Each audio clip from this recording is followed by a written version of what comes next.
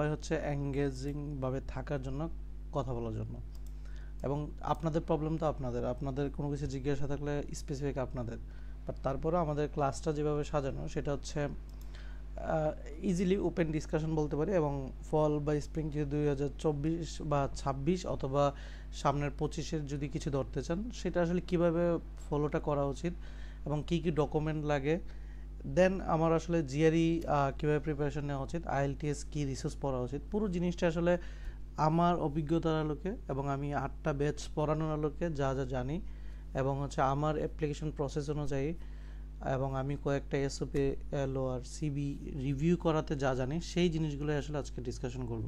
এবং ডিসকাশন বলতে আমরা সবার সাথে সবার যে কোনো ধরনের সমস্যা, যেমন ইউনিভার্সিটি সার্চিং থেকে ধরে যে কোনো ধরনের ওপেন ডিসকাশন টাইপেরই আজকে ক্লাসটা। সো আশা করি সবাই শুনতেছেন এবং আমরা আমাদের দিকে যাব। সবাই তো ক্লিয়ার নাকি? কথা শোনা যাচ্ছে? একটু কথা বলেন, মানে আপনাদের জন্যই কিন্তু ক্লাসটা করা নেওয়া। জি, শোনা যাচ্ছে। ভাইয়া শোনা যাচ্ছে। ওকে, ঠিক আছে। প্রথমত হচ্ছে আমি আমার বেসিক হচ্ছে জানানোর ট্রাই করি, দেন এরপর যদি কোনো কোশ্চেন থাকে সেটা। আচ্ছা, প্রথমত হচ্ছে আমরা আজকের যে ডিসকাশনটা সেটা হচ্ছে ওভারঅল আমরা হচ্ছে আমাদের জার্নিটা, আমরা হায়ার জার্নিতে কি কি লাগবে বা কখন থেকে কি শুরু করা উচিত সেটা সম্পর্কে জানা। সো বেসিকলি আমরা আসলে ফল 25 হচ্ছে অলরেডি হারিয়ে ফেলছি। সো ফল 25 হারানোর কারণ হচ্ছে আমরা অলরেডি সময় খুব নাই, মানে আজকে হচ্ছে ফেব্রুয়ারির 19 তারিখ, তার মানে হচ্ছে মার্চের মধ্যে সব ডেডলাইন শেষ হয়ে যাবে। সো তার মানে আমরা আসলে খুব একটা যে রাশ টাইম নিয়ে ধরতে পারবো তা না, বাট তবে আমরা চাইলে সেন্ট্রাল অ্যাপ্লাই করতে পারি। তারপরে আমাদের স্প্রিং আছে এবং হচ্ছে আমাদের আবার পরবর্তী ফল আছে, বাট এটা দেখতে দেখতে কিন্তু আমাদের সময় চলে আসছে। পরের ফল শুরু হয়ে যাবে সেপ্টেম্বরে, অর্থাৎ আপনি ফেব্রুয়ারিতে আছেন, ফেব্রুয়ারি শেষ অলরেডি, মার্চে হচ্ছে আপনার রোজা, তারপর April May June July August, এই 5 মাসে আপনার সব কিছু গুছাইতে হবে যদি পরের ফলটা বড় একটা সেশন ধরতে চান। অলরেডি আমাদের ফল শেষ, সো এখনই গুরুত্বপূর্ণ সময় যেখান থেকে আমাদের আসলে পুরো ডকুমেন্টগুলো রেডি করতে হবে। এখন ডকুমেন্টগুলো কি, এগুলো পরবর্তীতে আসতেছি। সো আমি আবারও বলছি, যদি হায়ার স্টাডি করতে চাই আজকে না, আজকে থেকে 1.5 বছর পরে, মানে ফল 2026, অর্থাৎ হচ্ছে আমার যাইতে হবে 2026 সালে, সেইখানে প্রিপারেশনের শুরু কিন্তু আজকে থেকেই করতে হবে। বা অলরেডি আপনারা বলতে পারেন লেট হয়ে গেছেন, কারণ অনেক কিছু প্যারামিটার আছে। আমি যদি প্রথমে যাই, প্রথমত হচ্ছে আমরা যদি ইউএসএকে টার্গেট করি, সেখানে আসলে ফান্ডিংয়ের একটা ব্যাপার থাকে। সো আমরা আসলে দেশের বাইরে 50 লাখ 40 লাখ টাকা দিয়ে পড়াশোনা করার মাথায় আসে না। আমরা চাই হচ্ছে যে অন্তত এই বয়সে এসে মাস্টার্স বা পিএইচডিটা আসলে নিজের টাকায় না পড়তে, নিজের টাকায় পড়া যদি হইতে হয় তাহলে আমরা বিজনেসই করতে পারি। ওয়াই আমি 50 লাখ টাকা হচ্ছে এখানে দিব।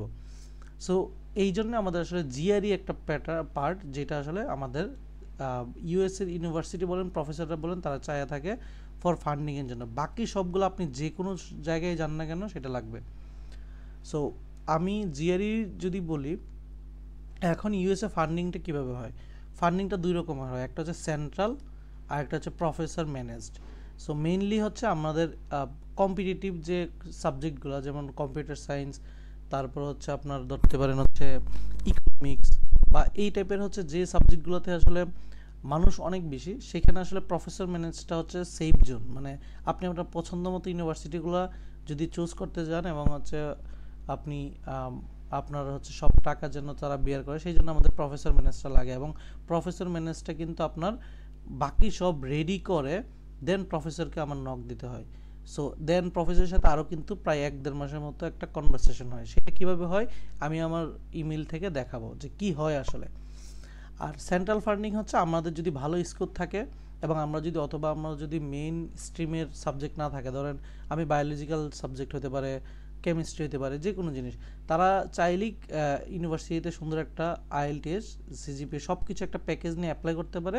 তারা হচ্ছে অফার প্রোভাইড করে, দেন অফার প্রোভাইড করার পর তারা হয়তো কিছু স্কলারশিপ দেয়, আবার বলে দেয় যে এখানে অ্যাপ্লাই করেন, সেই জায়গায় অ্যাপ্লাই করলে আপনি হয়তো ফুল ফান্ডেড পেয়ে যান। সো সেন্ট্রালটা আসলে সেটা। সো দুই রকমের ফান্ডিংটা হয়। এখন ফান্ডিংটা কেন হয়, এটা আমাদের দেশেও হওয়ার কথা ছিল, কারণ আমাদের দেশেও কিন্তু টিচাররা রিসার্চ করে, কিন্তু ওই রিসার্চ আসলে স্টুডেন্টদের দিয়ে মাগনা করায় নেয়, ব্যাপারটা হচ্ছে এরকম। কিন্তু ওই দেশে আসলে ওই রকম না, তারা নিজেদের কেরিয়ার বা নিজেদের আপের জন্য, নিজেদের ধরেন হচ্ছে একটা পজিশন থেকে লেকচারার থেকে অ্যাসিস্ট্যান্ট যাবে, তাদের হচ্ছে কোয়ালিটি দেখাই যেতে হয়, আপনার তাদের ল্যাবে পার্সোনালি প্রজেক্ট থেকে ধরে যেতে হয়। তাছাড়া হচ্ছে তাদের ইউএসএ গভর্নমেন্টের রুল, তারা হচ্ছে যে কোনো ডেভেলপমেন্ট কিছু করুক না কেন, যে কোনো নতুন কিছু অ্যাপস আনুক না কেন, সবারই কিন্তু নিজস্ব আপনার রিসার্চ মানে আমাদের ডকুমেন্ট থাকা লাগে। যেমন একটা ফেসবুকেরও কিন্তু প্রায় 187টা মানে রিসার্চ পেপার আছে, আপনি একটু সার্চ দিয়ে দেখবেন। সো তারা কিন্তু যে কোনো জিনিস লঞ্চ করার আগে রিসার্চ লাগে। এই রিসার্চটা কারা করে? ইউনিভার্সিটির প্রফেসর। এবং ইউনিভার্সিটির প্রফেসর দিকে এত সময় আছে না, তারা হচ্ছে বিভিন্ন কান্ট্রি থেকে স্টুডেন্ট নেয় যারা হচ্ছে তাদের জন্য ডেডিকেটেডভাবে কাজ করবে। তারা সেইখান থেকে আসলে টাকাটা বের করে যে তোমার পড়াশোনা খরচ আমি দিব, তোমার থাকার খরচ আমি দিব, তুমি আমার সাথে কাজ করবা। সেটাই আসলে আমরা ফান্ডিং হিসেবে বলতে থাকি। সো ফান্ডিংটা আবার 3 রকমের। একটা হচ্ছে ফুল ফান্ডেড, যদি সে সব আপনার থাকা খাওয়া খরচ থেকে ধরে ইউনিভার্সিটির বের সব হয়ে যায় তাহলে এটাকে ফুল ফান্ডেড বলি। যদি হচ্ছে 50% বা কোনো কিছুকে আমরা দিই তাহলে এটাকে আমরা স্কলারশিপ বলি। বা এটাকে হচ্ছে কিছু টাকা ডিফিজিট থাকে যে আমাদের টাকা অ্যাড করতে হয়। আর কিছু আছে আমাদের স্কলারশিপের পরেও আরও কিছু টাকা অ্যাড হয়, সেটাকে আমরা বলি ডিফিসিট, মানে স্টিপাইন্ড। মানে হচ্ছে আমরা ধরেন 100 টাকা আমার খরচ, সে আমাকে 150 টাকা দিচ্ছে, অর্থাৎ 50 টাকা আমি বেশি পাচ্ছি। কেন? সেইটা পাই দুইটা কারণে। একটা হচ্ছে আমাদের ফান্ডিংটাই 2 রকমের, একটা হচ্ছে রিসার্চ অ্যাসিস্ট্যান্ট, অর্থাৎ আমি শুধু রিসার্চে হেল্প করবো, একটা হচ্ছে টিচিং অ্যাসিস্ট্যান্ট, টিচিংয়ে হেল্প করবো। এই টিচিংয়ের পাওয়ার জন্য আসলে আমরা রিসার্চটা, নর্মাল ফান্ডিং বলতে আমরা রিসার্চ ফান্ডিংটাই বলি।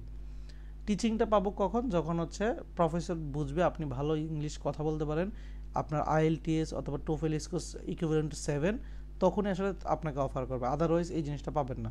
সো টিচিং পাইতে গেলে 7 লাগবে মাস্ট। স্পিকিংয়ে ওভারঅল ধরেন 6.5, বাট স্পিকিংয়ে 7, তাহলে কিন্তু আপনি টিচিং পাবেন। টিচিংটা পাইতে গেলে ওদের ম্যান্ডেটরি হচ্ছে 7 থাকতে হয়। সো এই দুইটা জিনিসের উপরে যদি দুইটাই কেউ যদি করতে পারে তাহলে তার আসলে অনেক বেশি পরিমাণ ইমপ্রুভমেন্ট বলেন, টাকা বলেন, সব কিছু চলে আসে।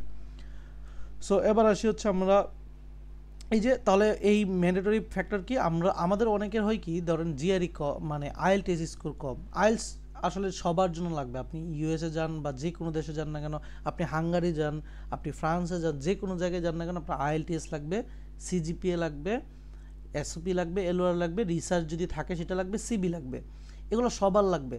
তাহলে এইখান থেকে আপনাকে যে আইডেন্টিফাই করবে যে আপনি ইউনিক, সেইটা ইউনিকনেসটা আসলে জিআরইতে। আপনার যদি কোনো একটাতে কম থাকে, ধরেন এসওপি খুব একটা ভালো না, সিজিপিএ ধরেন 2.98, সো এই 2.98 পাইছেন, এটাকে জাস্টিফাই করার জন্য একটা, এইগুলো সবারই তো আছে।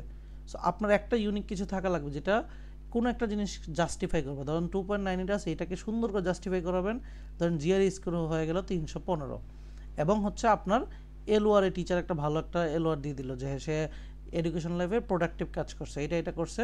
আর 315 দিয়ে কিন্তু অলরেডি প্রফেসর বুঝে গেছে আপনার মধ্যে কোয়ালিটি আছে। যে জিআরই 315 পাইতে পারে সে সিজিপি আসলে ম্যাটার না, আমি সিজিপি দিয়ে কী করব, আমার দরকার আছে সে প্রোডাক্টিভিটি, সে কাজ করবে কিনা, সে কোয়ান্ট ভার্বাল এডাব্লিউ সেগুলো থিঙ্কিং করতে জানে। সো আমার আসলে এখানে হাত দিবে। যে ধরেন হচ্ছে সিজিপি 3.4 কিন্তু জিআরই হচ্ছে ধরেন 300 পাচ্ছে না, অন্যদিকে তার 3 হচ্ছে ধরেন 1 আর জিআরই স্কোর 315, আমরা প্রফেসর কিন্তু সে এখানে হাত দিবে। সো সিজিপি কম হইলেও কিন্তু এখানে হাত দিয়েছে। আইএলটিএস ধরেন তার ছিল হচ্ছে ধরেন 7 আর তার ছিল 6.5, কিন্তু এইখানেও কিন্তু কম্প্যাক্টে কিন্তু একটা প্যাকেজ আকারে জিআরইতে হাত দেয়। সো এই জন্য আসলে আমাদের জিআরইটা লাগে, আদারওয়াইজ জিআরইটা প্রয়োজন ছিল না। সো মনে রাখবেন শুধুমাত্র ইউএসএ, কানাডা, এইসব এখানে যত ইউনিভার্সিটি আছে তাদের প্রফেসরদের আকৃষ্ট করার জন্য আমাদের আসলে জিআরইটা লাগে। সেইটা আসলে আমাদের এক্সট্রাভাবে ফান্ডিংটার এনশিওরিটি দেয়। কারণ আপনি হচ্ছে ইউনিভার্সিটি সেন্ট্রাল অ্যাপ্লাই করলেও আপনার জিআরই থাকলে তারা হচ্ছে আলাদাভাবে এক্সাম কমিটি ভালোভাবে দেখে। তাহলে আমি আবারও বলছি, লাগে কি, আইএলটিএস লাগে সবার। এখন মিনিমাম সব জায়গায় 6.5 অর এবোভ, মিনিমাম 6.5 হলে আপনি ইউনিভার্সিটিগুলো কভার করতে পারবেন। এর নিচে হলে আপনি ভালো ইউনিভার্সিটি পাবেন না বা কভার করতে পারবেন না। সো 6.5 প্লাস, তো আপনি 7 থাকলে হচ্ছে ধরে রাখবেন হচ্ছে স্ট্যান্ডার্ড, যেখানে রাখা উচিত, বাট 6.5 হলে আপনি অ্যাপ্লাই করতে পারবেন। সিজিপি 3 আপ হলে ভালো, এর নিচে হলে আপনাকে জিআরইতে ইফোর্ট দিতে হবে বেশি। এসওপি হচ্ছে একটা ভালো এসওপি, আপনার মেইন ম্যান্ডেট মানে আপনার মেইন লাগবে কি, আমি আজকে ক্লাসের পরে কিছু এসওপি আপনাদের প্রোভাইড করব, ভালো ভালো এসওপি, যে এসওপিগুলো বর্তমানে ইউএসএতে আছে, পাশাপাশি আমার এসওপিটা আছে, সেগুলো আমি প্রোভাইড করব আজকে ক্লাসের পরে। ইমেলটা হচ্ছে এখানে দিবেন, আমি প্রোভাইড করব। সো এসওপিগুলো দেখবেন আগে, সেটা কাজে দিবে। একটা এসওপি হচ্ছে আপনাকে গেম চেঞ্জার। অর্থাৎ ধরেন আপনি কম্পিউটার সায়েন্সে পড়েন, আপনি বিজনেসে যাইতে চাচ্ছেন, আপনি জিআরই যতই ভালো করেন না কেন বিজনেসে কিন্তু নিবে না। তো কখন নিবে? যখন এসওপিতে আপনি খুব সুন্দরভাবে ফুটাই তুলতে পারবেন কেন আপনি বিজনেসে যেতে যাচ্ছেন, আপনার মোটিভটা কী, আপনার ফিউচার প্ল্যান কী, পুরো জিনিস এটার মাধ্যমে ডিসিশন নেবে। এবার ধরেন আপনার সব ভালো আছে, এলওয়ার আপনি টিচার থেকে যে টিচার থেকে এলওয়ার নিচ্ছেন সেই টিচার ভালোভাবে লিখলো না আপনার সম্পর্কে, তাও কিন্তু আপনার ফান্ডিং হবে না। তাহলে কি কোনো একটা জিনিসের সাথে সবগুলো জিনিসের সাথে সবগুলো কানেক্টেড। সো এলওয়ারগুলো টিচারদের সাথে তেল তেল যাই মানেন না কেন কানেকশন থাকতে হবে, দুইটা এলওয়ার রাখতে হবে, দুইটা। অর্থাৎ ইউএসএতে অন্যান্য কান্ট্রির সাথে ইউএসএতে পারতেও কি, আমি আবার এখানে বলি এলওয়ারের ক্ষেত্রে অন্যান্য জায়গায় হয় কি যে আপনি একটা প্রিন্টেড এলওয়ার হচ্ছে দিচ্ছেন টিচার থেকে প্যাড আকারে, ইউনিভার্সিটি প্যাড আকারে লিখিয়ে নিয়ে আপনি মেল দিচ্ছেন, তারা হচ্ছে সেটা দেখে জাজ করতেছে, সেখান থেকে নাম্বার দেখে ও যদি ভেরিফিকেশন লাগে ভেরিফিকেশন করে, বাট এটা খুব একটা করে না অন্যান্য দেশে। বাট ইউএসএতে আপনাকে প্রিন্টেড কোনো নেবে না, তারা আপনার টিচারের নাম, ইমেল এবং ইউনিভার্সিটি নেবে, তখন তারা নিজেদের উদ্যোগে মেল দিবে। এই মেলের তারা হচ্ছে টিচারের মেলে একটা হচ্ছে সুন্দর একটা ফর্ম দিবে আপনার সম্পর্কে কিছু মানে ফিল আপ করা থাকবে, যেখানে এডিট করতে পারবে না। দেন একটা বক্স থাকবে, কিছু বক্সের মধ্যে আপনার সম্পর্কে লিখবে। এই যে এই লেখাটা আপনি এক একটা ইউনিভার্সিটি দুইটা করে দুইজন টিচারকে দিবে, এরকম লেখাটা যে লিখবে এই লেখাটা ধৈর্য নিয়ে যে টিচার লিখবে তারা ধরে নেবে যে আপনার সাথে সেই টিচারের সম্পর্ক ভালো, কারণ মন দিয়ে লিখছে। এই জন্য আপনি কোনো ইউনিভার্সিটি অ্যাপ্লাই করার সময় টিচারকে বলে দিবেন যে আপনার নামটা আমি দিছি, সে দিবে, দেন হচ্ছে এটা অ্যাকসেপ্টেন্সে যাবে। এখন এখানে ব্যাপার আছে, এখানেও হয় কি আমরা ভাবি যে হচ্ছে দুইজন টিচার পছন্দ দুইজনই রাখলাম, দুইজন তো সবসময় ফ্রি থাকে না। সো এরকম হাতের মধ্যে 3 থেকে 4জন টিচারকে রাখবেন, যেখানে দুইজন করে দিবেন আর কি, সাফল করে করে, কারণ আপনার তো 10 থেকে 15টা ইউনিভার্সিটি, এজ আভারেজ 10টা ইউনিভার্সিটি আপনার অ্যাপ্লাই করতে হবে যদি ফান্ডিং না পান। সেন্ট্রাল অ্যাপ্লাই করে 10টা ইউনিভার্সিটি, 10টা ইউনিভার্সিটি যদি একই টিচার যদি 10 দিন বসে বসে আপনাকে নিয়ে সময় দেয় তাহলে তো এটা পেইনফুল। সো একটু যদি 10 জনের জায়গায় যদি তাকে 5 দিন খাটাতে পারেন তাও কিন্তু সে খুশি হবে। সো এইখানেই কাজটা করবেন। এখন ধরেন আপনার সব আছে, রিসার্চ পেপার নাই, এইটাকে খেলবেন কি, এটাকে খেলবেন হচ্ছে আপনার 4th ইয়ারে সবাই কী করি আমরা রিসার্চের একটা প্রজেক্ট করি বা রিসার্চ করি, থিসিস করি। এই থিসিসটাকে একটা রিসার্চের রূপান্তর করতে পারেন, অথবা রিসার্চ পাবলিশ না হলেও থিসিসটাকে আপনি আপনার সিভিতে খুব সুন্দরভাবে রিসার্চ এক্সপিরিয়েন্স হিসাবে অ্যাড করবেন। দেন আপনাকে যখন প্রফেসর, কিন্তু প্রথমে আপনার রিসার্চ এক্সপিরিয়েন্স খুব একটা ডিপলি যাবে না, যখন আপনাকে প্রফেসর চুজ করবে তখন আপনাকে হচ্ছে সে মেল দিবে তার পেপারের অনুযায়ী একটা মিটিং করতে। সেই মিটিংয়ে আপনার হচ্ছে ডিসিশন মানে সে তার পেপারে হচ্ছে দিবে কিছু, সেই পেপারটা আপনাকে বলবে পরে এসে একটা প্রেজেন্টেশন দিতে। সো আপনি পেপার পড়তে পারেন কিনা, সেই প্রেজেন্টেশনে কি ফাইন্ডিং পাচ্ছেন সেটা সম্পর্কে আপনাকে একটা প্রেজেন্টেশন দিতে হবে, সেটা দেখে বুঝে যাবে আপনি আসলে পেপার পড়তে পারেন কিনা। ইফ আপনি পড়তে পারেন তখন আপনার হয়তো বলতে পারে তোমার যে হচ্ছে পেপারটা ছিল সেটার আসলে কি রিলেভেন্ট পাচ্ছ আমার সাথে, বা ফিউচারে কেন কাজ করতে চাও। সো রিসার্চ পেপার থাকলে খুব ভালো, থাকলে অলরেডি বুঝে ফেলে যে আপনি রিসার্চ পেপার বানাইতে পারেন, না থাকলে হচ্ছে আপনাকে একটা প্রেজেন্টেশনের মাধ্যমে বুঝাইতে হয় আপনি আসলে রিসার্চ পেপার রেডি করার জন্য অথবা হচ্ছে প্রফেসরদের সাথে কথা বলার জন্য প্রস্তুত, বা আপনি হচ্ছে প্রফেসরদের পেপারগুলো নিয়ে কাজ করার জন্য প্রস্তুত। এইটার জন্য আসলে আমাদের রিসার্চ এক্সপিরিয়েন্সটার প্রয়োজন। এখন না থাকলে কি আমাদের, তবে এইখানে কিন্তু দুইটা জাজ হয়। ধরেন রিসার্চ পেপার নাই, আপনি জিআরই এডব্লিউতে 3 পাইলেন, তখন বুঝে নেন যে হ্যাঁ আপনি লিখতে পারেন। এডব্লিউ লিখা কিন্তু নর্মাল আইএলটিএস এর লিখার থেকে একটু ভিন্ন, কি এডব্লিউ শিখলে আইএলটিএস হয়ে যায়, তবে এডব্লিউতে 3 পাওয়া মানে আপনি জিআরই স্ট্যান্ডার্ড অর্থাৎ পেপার স্ট্যান্ডার্ড লিখতে পারেন, সেটা সে একটু ধরে নেয়। ভার্বাল যদি পারেন, বুঝে নিন যে হ্যাঁ ভার্বালের যে পড়াগুলো ক্রিটিক্যালগুলো বুঝেন, তার মানে পেপারের যে ডিপ নলেজগুলো সেগুলো বুঝবেন। এই জন্য তারা আসলে জিআরইটা ফোকাস করে দেখে যে হ্যাঁ আপনি রিসার্চ পেপার পারবেন কিনা, দেন আপনাকে একটা প্রেজেন্টেশন দেয় বা অ্যাসাইনমেন্ট দেয় 1 সপ্তাহের জন্য, সেটা থেকে সে জাজ করে না হ্যাঁ তাকে দিয়ে আমি কাজ করাইতে পারবো, সে কিন্তু আপনাকে নিবে কাজ করাই দেয়। আবারও মাথায় রাখবেন আপনি তার হচ্ছে জাস্ট হচ্ছে একজন অ্যাসিস্ট্যান্ট, যে হচ্ছে তার কাজ করে দিবে। তবে আপনি প্রফেসর যা বলবে তাই করবেন এরকম মেন্টালিটি হলে আপনি টিকতে পারবেন না। আপনি নেক্সট অফ ইউএসএ গ্রুপগুলোতে দেখবেন যে অনেক প্রফেসর হচ্ছে স্টুডেন্টদের ছেড়ে দিচ্ছে এই কারণে। তবে আপনার ইউনিকনেস থাকতে হবে, যে একটা প্রফেসর একটা কাজ দিয়ে সে ট্যুরে চলে যাবে, আপনার থাকতে হবে কি আপনি ইচ্ছা মতো কাজ করবেন, আপনার হচ্ছে ওই বিভিন্ন ফাইন্ডিং বের করবেন, প্রফেসরকে দেখাবেন, এই জিনিসগুলো মেন্টালিটি থাকতে হবে। অর্থাৎ আপনি মানে ভাবতেছেন যে এখন জিআরই করে আমি হচ্ছে দেশে যে আনন্দ করব, সেই জিনিসটা থাকবে না আর কি। সো এই পুরো জিনিসটার পরে লাগে হচ্ছে সিভি। তো সিবি পুরো জিনিসটা পড়ে না আসলে, সিবি হচ্ছে ওই পুরো জিনিসটা কম্প্যাক্ট জিনিস এখানে থাকে।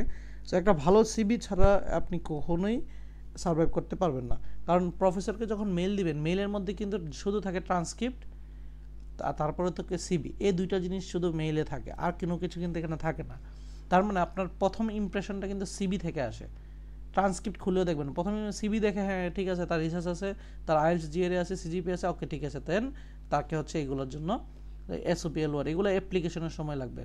বাট আপনার সিবিতে কিন্তু অলরেডি এটা দেখে ফেলতেছে, এটা দেখতেছে, এটা দেখতেছে এবং এটা দেখতেছে, এই দুইটা জাস্ট যখন আপনি অ্যাপ্লিকেশন করবেন তখন লাগতেছে। আচ্ছা, এই জিনিসগুলো কি কি লাগতেছে এগুলো কি সবাই ক্লিয়ার?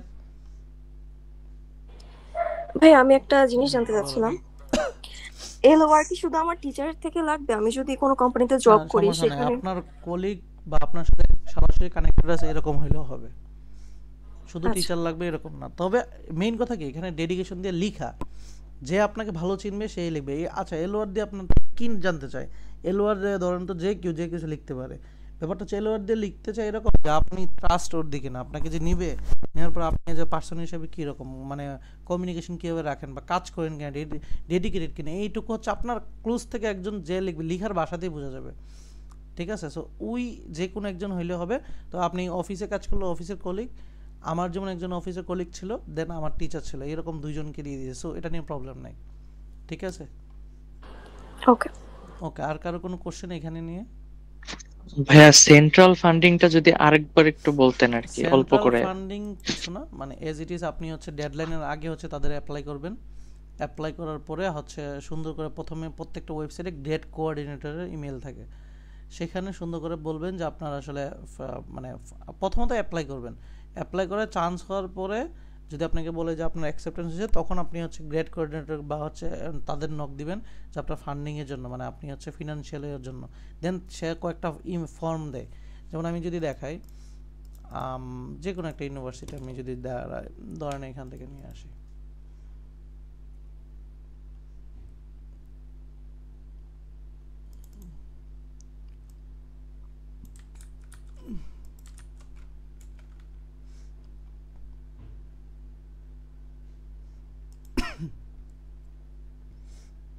ওকে তারা কি ওয়েবসাইট বন্ধ নাকি?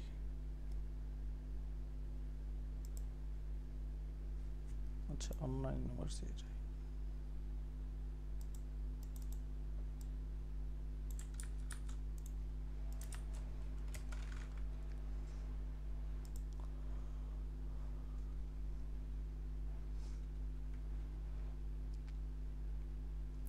ওকে। সো ইউনিভার্সিটি হচ্ছে ক্লোজিং চলতেছে, ওকে ঠিক আছে। সো ইউনিভার্সিটি যখন আপনি অ্যাপ্লিকেশন করবেন, অ্যাডমিশনের আন্ডারে আপনি দেখবেন হচ্ছে আপনার তো গ্র্যাজুয়েট অ্যাডমিশন লাগবে। সো আপনি এখানে গেলেন, সো এইখানে হচ্ছে আপনার হচ্ছে এই যে অ্যাপ্লাই নাও, যখন অ্যাপ্লাই করবেন নর্মালি আপনার অ্যাপ্লাই করবেন যেভাবে পারেন, দেন অ্যাপ্লাইয়ের পরে আপনাকে হচ্ছে এখানে ইয়ে থাকবে, স্কলারশিপের একটা অপশন থাকবে। সেটা হচ্ছে কোনো কোনো জায়গায় ওদের বললে ওরা দিবে সুন্দর করে। এই যে যেমন এইগুলো হচ্ছে অ্যাডমিশন ডেডলাইন, অলরেডি হচ্ছে আপনারা কিন্তু 25 এপ্রিল আছে সামনে তার ডেডলাইন, অর্থাৎ সামারের জন্য অলরেডি হচ্ছে আপনার 29 এপ্রিল পর্যন্ত তার এখনও ডেডলাইন আছে। সো এখানে জানলেন, দেন হচ্ছে তাদের ওয়েবসাইটে যাবেন। আমি যদি আর একটু যাই,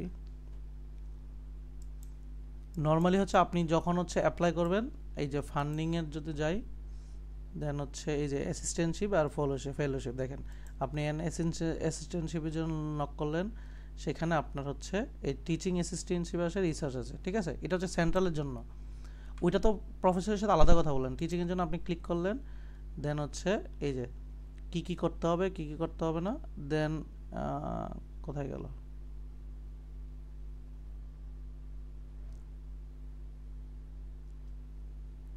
আচ্ছা এই যে আপনার হচ্ছে এলিজিবিলিটি কি হইতে হবে, তারপরে হচ্ছে এগুলো থাকবে। অ্যাপ্লাইয়ের একটা জায়গা থাকে, এটা আবার হচ্ছে অনেক ইউনিভার্সিটিতে হচ্ছে গ্রেড কোঅর্ডিনেটরকে মেইল করলে সে দিয়ে দেয়। সো ফেলোশিপ আছে কিছু, ঠিক আছে। সো এইগুলো হচ্ছে প্রত্যেকটা জায়গায় এরা যেটা দিবে, এই যে এখানে যে অ্যাপ্লাই করার জন্য বলতেছে। সো আপনি যখন অ্যাপ্লাই করবেন এইখান থেকে তারা যদি আপনাকে দেয় তাহলে বুঝবেন আপনি সেন্ট্রাল ফান্ডিংটা পেয়েছেন। আদারওয়াইজ হচ্ছে নর্মাল নিজের টাকায় যাওয়া, প্রথম নর্মাল যে অ্যাপ্লিকেশনটা করা সেটা হচ্ছে তার মানে আপনি ওরা বুঝতেছে আপনি নিজের টাকায় দিবেন। বাট এই যে এই জায়গাটা, হ্যাঁ, অ্যাপ্লিকেশন ম্যানেজমেন্ট, এইখানে আপনি কি করতেছেন, ফার্স্ট টাইম ইউজার হিসেবে ক্রিয়েট অ্যাকাউন্ট করে আপনি অ্যাপ্লিকেশন করতেছেন, আপনার একটা ফান্ডিং প্রয়োজন বা ফেলোশিপ প্রয়োজন অথবা আপনার একটা টিচিং অ্যাসিস্ট্যান্টশিপ প্রয়োজন, দেন তারা যদি আপনার সিভি দেখে সব কিছু দেখে মনে করে আপনি নেওয়ার মতো প্রয়োজন, অনেক সময় ইন্টারভিউ হয় অ্যাসিস্ট্যান্টশিপের জন্য, যদি মনে হয় যে আপনি প্রয়োজন তাহলে তারা দিবে। এটাকে বলতেছি সেন্ট্রাল ফান্ডিং, কথা বুঝছেন? এটা সেন্ট্রালি জি ডিসিশন ভাইয়া, আসবে। আর ওটা বুঝতে হচ্ছে পারছি, আপনার থ্যাংক ইউ। ডিসিশনটা আসে হচ্ছে প্রফেসরের সরাসরি আপনাকে চুজ করে ফেলা। তো সেন্ট্রালও হয়, এই যে ক্যানটাকে বিশেষ করে সেন্ট্রালের জন্য অনেক বেশি ওয়েল নন, মানে হচ্ছে আপনি নর্মালি আপনি অ্যাপ্লাই করার পরে সেন্ট্রালি অ্যাপ্লাই করলে ম্যাক্সিমামই মোটামুটি ক্যানটাকিতে সেন্ট্রাল অ্যাপ্লাই যায়, ঠিক আছে? সো এখানে আবার যদি নিজে ওকে না যেতেন তাহলে দেখেন টাকা, অনেক পরিমাণ টাকার ব্যাপার। আমি যদি এখানে ওয়েবসাইট ঘাটলে একটু পাবেন সুন্দর করে যে সব কিছু প্রসেস, সব কিছুর এই যে অ্যাপ্লাই নেওয়া গেলে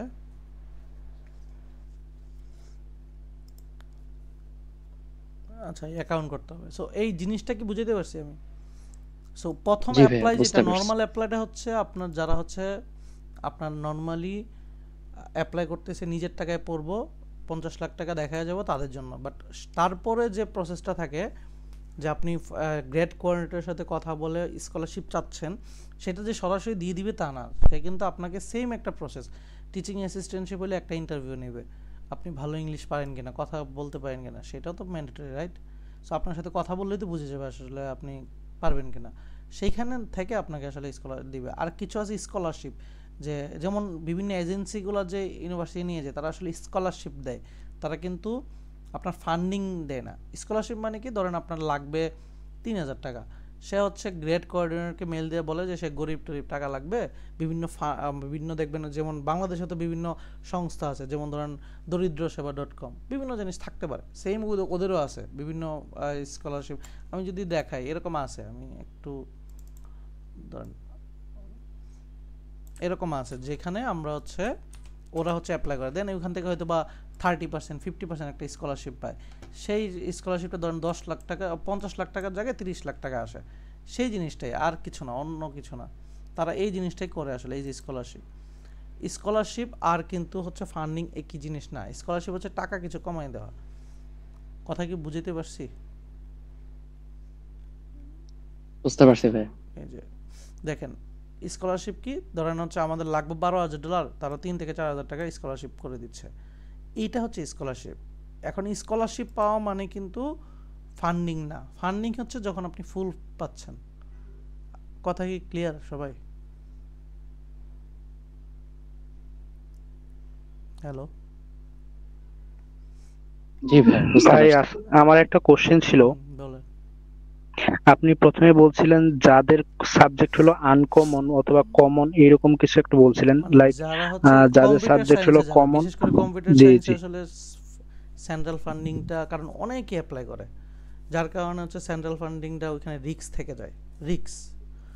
এখন আচ্ছা আচ্ছা এই জন্য এটা হচ্ছে প্রফেসর ফান্ডিংটা রিস্ক ফ্রি, ঠিক আছে? এই জন্য আপনার প্রথমত ডেডলাইনে হয়ে গেলে তো আপনি সেন্ট্রাল অ্যাপ্লাই করবেনই, তবে ডেডলাইনের আগে জি সবাই আমরা কি করি, সেপ্টেম্বর থেকে প্রফেসরদের যখন ওপেন হয়ে যায়, আমরা এখন স্টুডেন্ট নেওয়া শুরু করব প্রত্যেক বছর সেপ্টেম্বরে, তখন হচ্ছে সব স্টুডেন্টরা কি করে প্রফেসরদের মেইল দেয় যে আমি হচ্ছে আপনার রিসার্চ পেপার দেখছি, যেখানে আমার কাজের সাথে অ্যালাইন পেয়েছি, আমি আপনার সাথে কাজ করতে চাই। দেন হচ্ছে আপনার সিবিটিভি দিলেন, কি কোন মেথডের কারণে বা কিসের কারণে অ্যালাইন পেয়েছেন এটা লিখে মেইল করবেন। দেন সিবিটিভি দিলেন, দেওয়ার পরে সে হচ্ছে আপনাকে ডাকলো। এখন প্রফেসররা খুব ব্যস্ত, আপনার হইতে পারে 1000-এ একটা রিপ্লাই পাবেন, ওই 1000টা দিতে হবে, ওই একটা রিপ্লাই কিন্তু আপনার রিজিক, ওই একটা রিজিকের জন্য হইতে পারে অনেকে 3 বছর অপেক্ষা করে। একটা রিজিক কখন আসবে আপনি জানেন না, কথা কি বুঝাইতে পারছি আপনাকে? সো 1000টা মেল জি ভাই আপনাকে দিতেই হবে। এখন ধরেন আপনি 999টা দিয়েছেন, একটা দেন নাই, তার মানে আপনার ফান্ডিং ওই বছর নাই। এখন আপনি যখন আপনার ডেট চলে আসবে সেন্ট্রাল অ্যাপ্লাই করবেন, এটা নিয়ে আপনি কোনো বসে থাকবেন না, ডেট চলে আসবে মানে আপনি সেন্ট্রাল অ্যাপ্লাই করবেন। আর এর আগে আপনি হচ্ছে প্রফেসরদের নক দিয়ে থাকবেন, এটা হচ্ছে আপনার প্রথম এবং প্রধান দায়িত্ব। বোঝা যাচ্ছে? জি ভাই, আমার কোশ্চেনটা ছিল, আমার ডিপার্টমেন্ট হলো অ্যারোস্পেস ইঞ্জিনিয়ারিং। সো আমার কি আমি তো ইয়াতে অ্যাপ্লাই করব, সেন্ট্রাল ফান্ডিং এ অ্যাপ্লাই করব। সো আমার কোন দিকে ফোকাস দেওয়া ভালো হবে, সেটা সেন্ট্রাল ফান্ডিং এর দিকে অথবা প্রফেসর মেইল করার কোন দিকে আমি বেশি ফোকাস দিব? বুঝিনি আপনার কথা। ভাইয়া আমার ডিপার্টমেন্ট ছিল, আন্ডার গ্রাজুয়েশনে আমার ডিপার্টমেন্ট ছিল অ্যারোস্পেস ইঞ্জিনিয়ারিং। সো আমার আসলে কোন দিকে ফোকাস দেওয়া বেটার হবে, সেন্ট্রাল ফান্ডিং অথবা প্রফেসর মেইলিং, আচ্ছা, এটা নিয়ে আপনার জানতে চাচ্ছিলাম। হচ্ছে কোন দিকে ভালো হবে না, আপনার প্রথম কাজ হচ্ছে আপনার যখন জিআরই আইএল সব কিছু হয়ে গেছে, আপনার প্রথম এবং প্রধান কাজ ইউনিভার্সিটি মানে ডেডলাইন হওয়ার আগে আপনার সুন্দর করে প্রফেসরের মেল দিতে থাকবেন। ডেডলাইন চলে আসলো, আপনি মেইলের শেষ, ওই ইউনিভার্সিটি মেইল দিতে পারতেছেন না, প্রফেসর কেউ নিচ্ছে না, আপনি হচ্ছে সেন্ট্রাল অ্যাপ্লাই করবেন।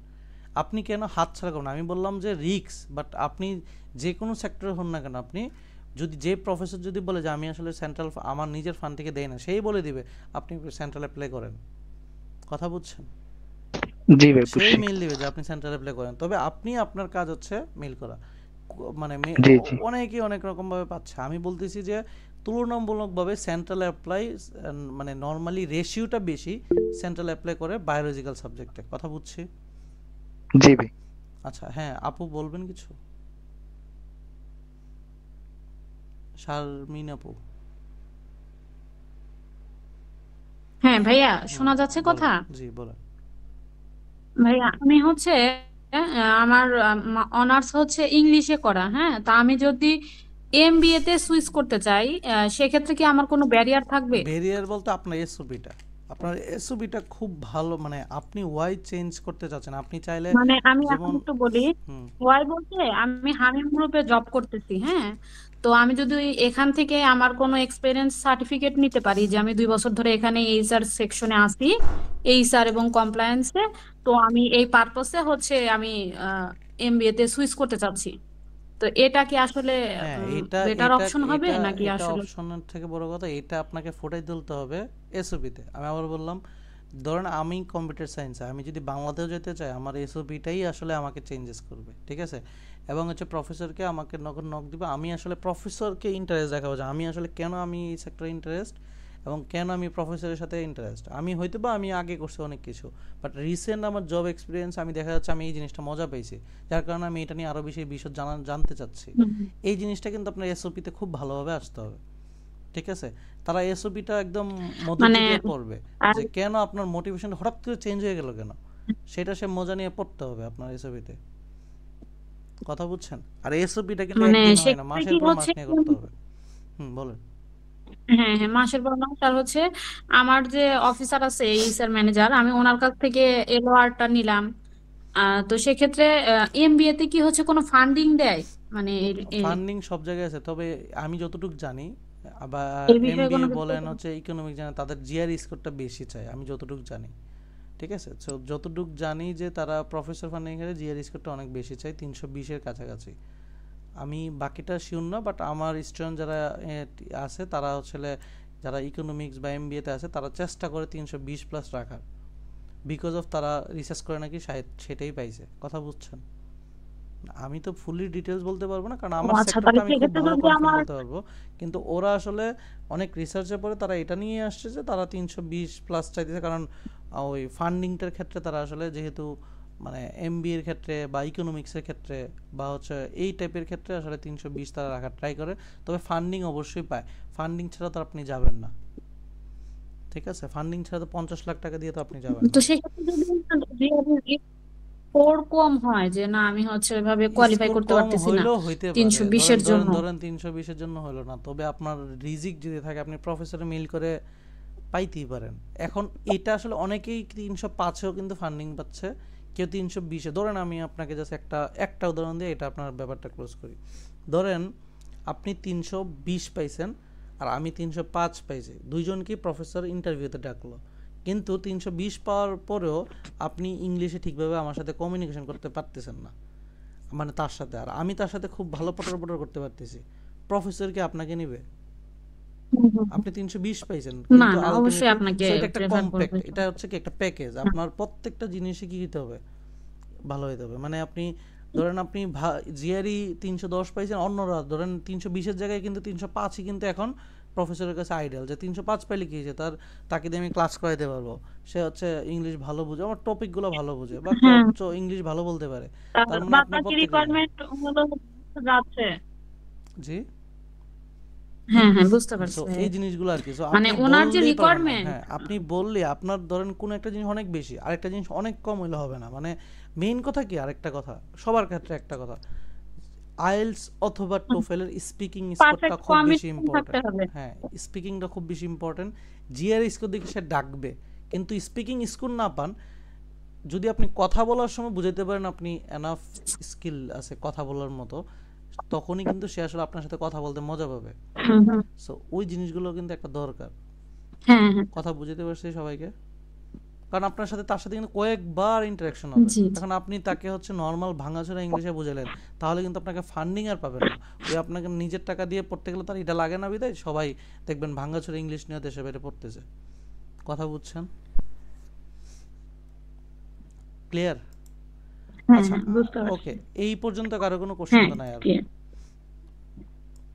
আচ্ছা, নাই। এখন আমি হচ্ছে পুরো জিনিসটার একটা ওভারভিউ দিয়ে আসলে কোনটার জন্য কি করবেন।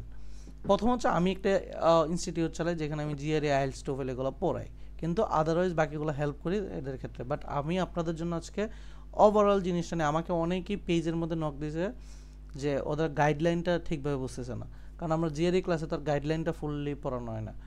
সো আমরা জাস্ট হচ্ছে এই কিছু রিসোর্স দিব প্লাস গাইডলাইনটার জন্য ওভারঅল। তবে জিআরই ক্লাসে তো আমরা জাস্ট জিআরই পড়াই।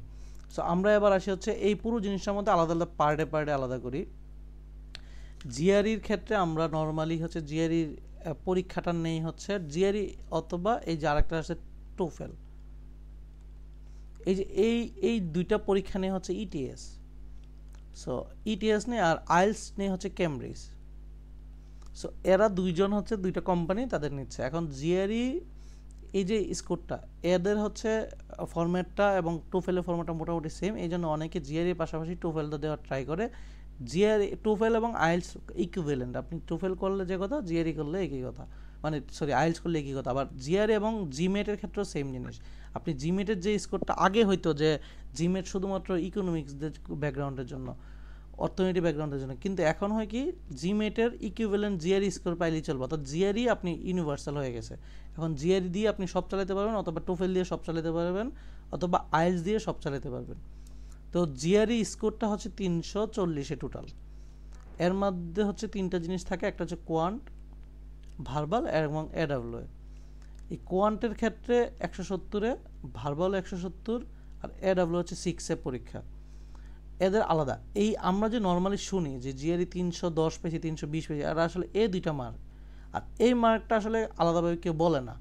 এই মার্কটা ইম্পর্টেন্ট কার জন্য? প্রফেসরের জন্য। এখানে যদি আপনি 3 পান, 3 বা 3-এর উপরে পান, প্রফেসর ধরে নিয়ে আপনি লিখতে পারেন।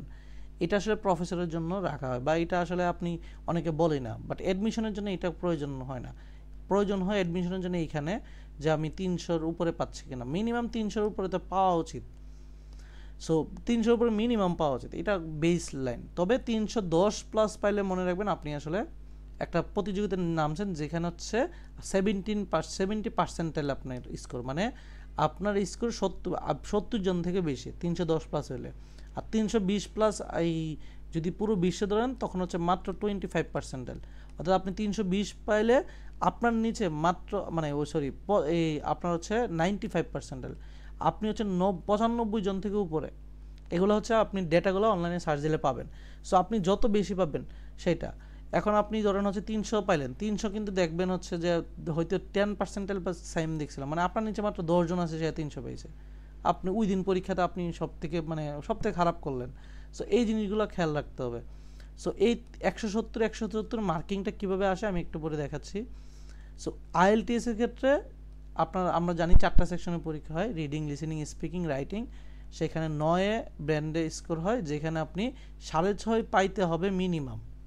এর উপরে পাইলে সমস্যা নাই, তবে চেষ্টা করবেন স্পিকিংয়ে যেন 7 থাকে। এখন স্পিকিং কীভাবে 7 রাখা যায়? কিছু স্পেসিফিক টেমপ্লেট, কিছু জিনিস মুখস্থ করা, সব কিছুর ফরমেশনে একটা স্পিকিং আসবে। সেটা কিভাবে? যেমন স্পিকিংয়ে আমি আবারও বলি, পরীক্ষা নর্মাল কথা বলা আর পরীক্ষা কিন্তু ভিন্ন। নর্মাল ম্যাথ পারা পরীক্ষার ম্যাথ কিন্তু ভিন্ন, জিআরই ম্যাথ ভিন্ন। আমি জাস্ট একটু আইডিয়া দিই, আমি ছন্ন ছাড়া হয়ে যাচ্ছে যেহেতু এক একটা ব্যাচে এক একটার মতো ডিটেলস বলা হয়। আইএলটিএস এর ক্ষেত্রে স্পিকিংটা ম্যান্ডেটরি, এবং এটাকে আপনি বানাইতে পারবেন কীভাবে? যে আপনার হচ্ছে স্পিকিং পার্ট 1-এর কোশ্চেনগুলো সেম। আপনি যদি পার্ট 1-এর কোশ্চেনগুলো মুখস্থ করে ফেলেন এই 40টা কমন প্রশ্ন আছে, যদি 100% মুখস্থ করে ফেলেন এই প্রশ্নের মধ্যে থেকে আসবে। অর্থাৎ এই প্রশ্নগুলো কীভাবে মুখস্থ করবেন, একদম সুন্দর ফরম্যাটে যদি আপনি নিজে সাজায় মুখস্থ করতে পারেন তাহলে এটা বেটার হয়। যদি আমি একটু সাপোজ দেখাই,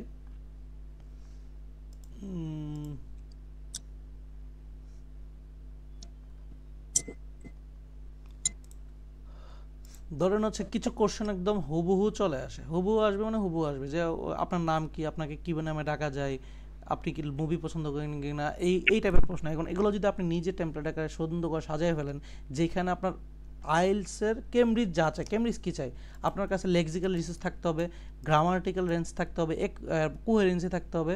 সো এগুলো নিয়ে যদি আপনি সুন্দর করে লিখে ফেলেন যে ওয়েল, প্রথম কথা শুরুর আগে ওয়েল শুরু করলেন, তারপরে হচ্ছে আপনি এই যে hospitable, amicable, lexical resource, however, grammatical range, এই যে লেক্সিক্যাল রিসোর্স, গ্রামাটিক্যাল রেঞ্জ নিয়ে আপনি সুন্দর একটা আনসার মুখস্থ করলেন। এখন পার্ট 1-এ যদি আপনি সুন্দরভাবে একদম স্মার্টলি আনসার করে ফেলেন, সে কিন্তু ধরে নেবে আপনি 9-এর পাত্র। দেন পার্ট 2-এর ক্ষেত্রে যদি আপনি হচ্ছে টেমপ্লেটে একটা সুন্দরভাবে গুছিয়ে নেন, দেন আপনি আনসার করেন বা দুইজনের সাথে প্র্যাকটিস করে কথা বলেন, তাহলে দেখবেন সে 9 না দিলেও আপনাকে 7-8 নিয়ে আসবে। এগুলো মানে প্র্যাকটিস আছে যে কোন কোন ওয়ার্ডগুলো ইউজ করলে তারা আসলে বেশি পছন্দ করে। সো প্রত্যেকটার জন্য আপনি দেখেন প্রত্যেকটা ওয়ার্ডে যে ওয়েল, টু বি অনেস্ট, তারপর I would like to, bias opinion, এগুলো যদি আপনি প্রত্যেকটার জন্য ইটস রিয়েলি ট্রিকি ওয়ান, এগুলো কিন্তু অযথা একটা লাইন আপনি বলতে পারেন, ইটস রিয়েলি ইন্টারেস্টিং ওয়ান, অযথা লাইন বলতে পারেন, কিন্তু এগুলো কিন্তু আপনার স্কোর। এখন আপনি চাইলে কিন্তু বলতে পারতেন how do you decide which clothes to buy. এখন আপনি যদি বলেন আমি ডিসাইড করি এই কারণে, নর্মাল একটা বললো যে আমি ডিসাইড করি উইন্টারের কারণে, সামারের জন্য, বাট এখানে কিন্তু আপনাকে মার্কিং দেওয়ার থেকে এখানে মার্ক দেবে কি it's really tricky one, I have different choice of cloth, however, এই যে হাউএভারের হিসাব, এই যে আপনার এই লাইনগুলো, এক্সট্রা লাইনগুলোর হিসাব, এগুলো কিন্তু আপনাকে মার্কিংটা নিয়ে আসবে। ইফ ক্লজের মার্ক নিয়ে আসবে, ইফ এবং দেন। সো এই জিনিসগুলো আপনার মার্ক আনবে। সো এইগুলো ধরে ধরে ইমপ্রুভ করতে হবে। যেমন পার্ট 2-এর ক্ষেত্রেও সেম, ধরে ইমপ্রুভ করতে হবে যে firstly, secondly, thirdly, moreover, in addition, however, but, yet, এগুলোর সবগুলো যখন মিক্সচার ব্যবহার করবেন, এগুলো বাসায় কয়েকবার প্র্যাকটিস করলে হয়ে যায়, তখন স্পিকিং মার্কিংটা তারা দিয়ে দেয়। সো এই রিসেন্ট যে পরীক্ষা দিল অর্পিতা আপু, সেম জিনিস, ওনাকে আমি 40টা প্রশ্ন সব মুখস্থ করাইছি, এরপরে হচ্ছে আপনার ওই টেমপ্লেটগুলো হচ্ছে দিয়ে দেন হচ্ছে প্র্যাকটিস করাইছি। দেন আমি হচ্ছে কিছু কোশ্চেন যেগুলো রিসেন্ট আসছে সেগুলো হচ্ছে আপনাকে এই আইএলটিএস কিউ কার্ডের এখান থেকেই কমন পাবেন, এখানে হচ্ছে তাদের হচ্ছে দিয়েছিলাম, এগুলো হচ্ছে আমার মানে একটু হ্যাক বের করা আর কি, এগুলো তো আর না, এইগুলো থেকে আসে, এইগুলো সবগুলো পড়ে গেছে, এখান থেকে একটা কমন হয়েছে, হয়ে গেছে। সো জিনিসগুলো হচ্ছে এই টেকনিক অনুযায়ী তাদের কাছে যাইতে হবে, তাহলে এটা হবে। তবে আপনার পার্টনার অবশ্যই থাকা উচিত নিজস্ব, যেন হচ্ছে নর্মাল কনভারসেশন পারেন, কারণ প্রফেসরের সাথে নর্মাল কনভারসেশন হবে। তবে পরীক্ষার জন্য কি হ্যাকস ইউজ করি সেটা জাস্ট বলে দিলাম। আইএলটিএসের ক্ষেত্রে সেম, টোফেলের ক্ষেত্রে আপনার 4টা সেকশন থাকে, সেইখানে টোফেলের প্যাটার্নটা পুরোটা জিআরইর বারবাল যারা পড়ে থাকেন বা বারবাল পড়বেন, সেম টু সেম। সো আপনি যদি জিআরই পড়েন, টোফেল তো আপনার জন্য ইজি হয়ে যাবে। সো এইটা গেল। এখন সিজিপিএ আপনি যদি কম থাকে, মনে রাখবেন যত কম জিআরই তত বেশি, আপনার টার্গেট থাকবে যত সিজিপিএ কম জিআরই তত বেশি আনবো, যত রিসার্চ 0 থাকবে জিআরই তত বেশি আনবো, ঠিক আছে? সো এইগুলো ব্যালেন্স করবে। আর তবে 3+ হলে এনাফ। এসওপিটা সুন্দর করে আজকে থেকেই শুরু করবেন। এসওপিটা আমি আজকের পরে টেমপ্লেট দিয়ে দিব, সুন্দর করে আমাকে নক দিবেন, আমার হোয়াটসঅ্যাপে যে গ্রুপটাতে, আমাদের কম্বাইন্ড গ্রুপে আমি টেমপ্লেট দিয়ে দিব। সেইখানে হয় কি, এসওপিটা শুরু করতে হবে আজকে থেকেই বলতে আপনার থিঙ্কিং করতে হবে লেখাটা পড়ে, যে আমার আসলে মোটিভটাকে, আমি কি কোন মোটিভে আগাচ্ছি, আমার কি দরকার। যেমন কারো মোটিভ থাকে যে আমি, যেমন জেনারেল মোটিভ কি, ধরেন কম্পিউটার সায়েন্সের স্টুডেন্টদের ক্ষেত্রে জেনারেল মোটিভ থাকে এরকম যে আমার ছোটোকাল থেকে কম্পিউটার ভালো লাগতো, আমি গেম টেম খেলতাম, এই জন্য কম্পিউটার ইঞ্জিনিয়ারিং আসছি। শুনেন ভাই, এটা সবাই লেখে, এটা এখন মোটিভ না, এটা সবাই জানে আপনি কপি করছেন। সো আপনি এই লাইনে কেন, আপনার যে ট্রানজিশনটা, লাইফের ট্রানজিশন যদি আপনি দেখাইতে পারেন, তার থেকে সুন্দর এসওপি হয় না। ধরেন আপনি অনেক স্ট্রাগল পিরিয়ড পার করে আপনি কম্পিউটার সায়েন্সটা আসছেন, আপনি কম্পিউটার সায়েন্সে ঢোকারও পরে যে পরিমাণ স্ট্রাগল ফেস করছেন, এটাকে যদি আপনি মানে দেখাইতে পারেন যে এত কিছুর পরেও আমি আসলে কম্পিউটার সায়েন্সটা গ্র্যাজুয়েশন করে আসতে পারছি, এবং আমার মোটিভটা হচ্ছে এটা, আমি 5 বছর পরে আমার নিজেকে এখানে দেখতে চাই, এবং লাস্টের লাইনে আমার বলে দিতে হয় যে 5 বছর পরে আমি দেশেই কোনো একটা উন্নয়ন কাজে যুক্ত হতে চাই। এই জিনিসগুলো সব যেন আপনার মধ্যে থাকে। সো মেইন কথা এসবির মোটিভেশনটা বের করা। এসবির মোটিভেশনটা যার যত ভালো হবে, তার চান্স পাওয়ার সম্ভাবনা তত বেড়ে যাবে। সো মোটিভটা খুব ভালোভাবে বের করতে হয় এবং এই মোটিভটা বের করাই টাফ। লিখা কিন্তু টাফ না, লিখতেই পারেন, আপনি চাইলেই লিখতে পারেন বসে 2 দিন টানা বসে। কেউ 2 দিন টানা বসে যে লিখবে, আর কেউ যদি হচ্ছে 10 দিন সময় দিয়ে জাস্ট ভাবার জন্য আর 1 দিন লিখে, তারটা অনেক বেশি। সো এখন থেকে ভাবা শুরু করতে হবে। এলওয়ারের ক্ষেত্রে কিছু কিছু আমার দুইটা কোশ্চেন ছিল। বলে আমি হচ্ছে গিয়ে সিএসসি ব্যাকগ্রাউন্ডের, সো আমি জানতে চাচ্ছিলাম যে আমার জিআরই স্কোর আর আইএলটিএস স্কোরটা কত হলে মানে একটু মানে আপনি করা যদি যাবে যে ধরেন ফুল হচ্ছে ফান্ডেড আপনি ধরেন পেতে ফুল পারি। ফান্ডেড পাইতে চাইলে আপনার জিআরই 310 প্লাস রাখা উচিত, আর আইএলস হচ্ছে 7 রাখা উচিত। এইটুকু থাকলে আপনি প্রফেসর ফান্ডিং না হলেও সেন্ট্রাল ফান্ডিংয়ে কিছু না কিছু কোনো না কোনো ইউনিভার্সিটিতে পাবেন।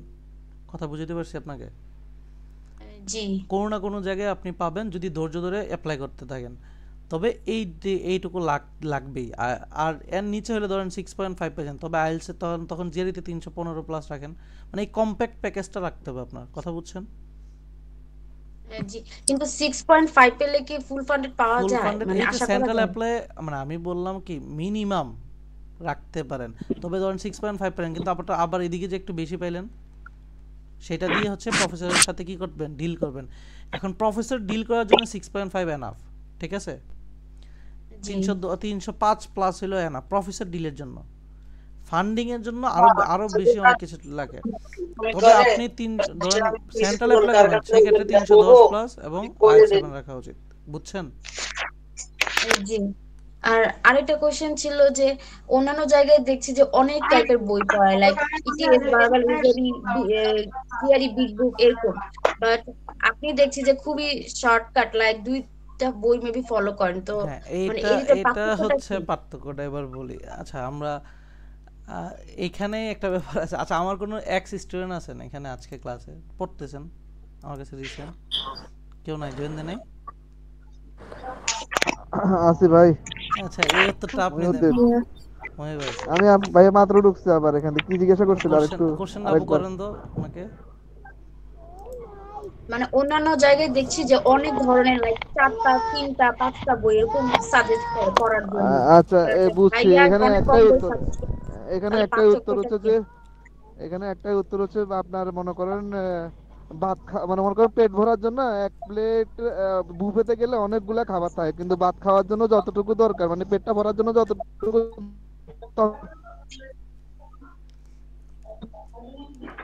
হজম হয়ে যাবে, আবার অতিরিক্ত খেলে আপনার পেট খারাপ হয়ে যাবে। তো একদম সহজ কথা হচ্ছে যে যতটুকু দরকার আপনার ততটুকুই পাবেন, এবং অতটুকুই আপনার জন্য সুস্থ থাকার জন্য যথেষ্ট। ভাই পুরো শারীরিক উদাহরণ দিছে।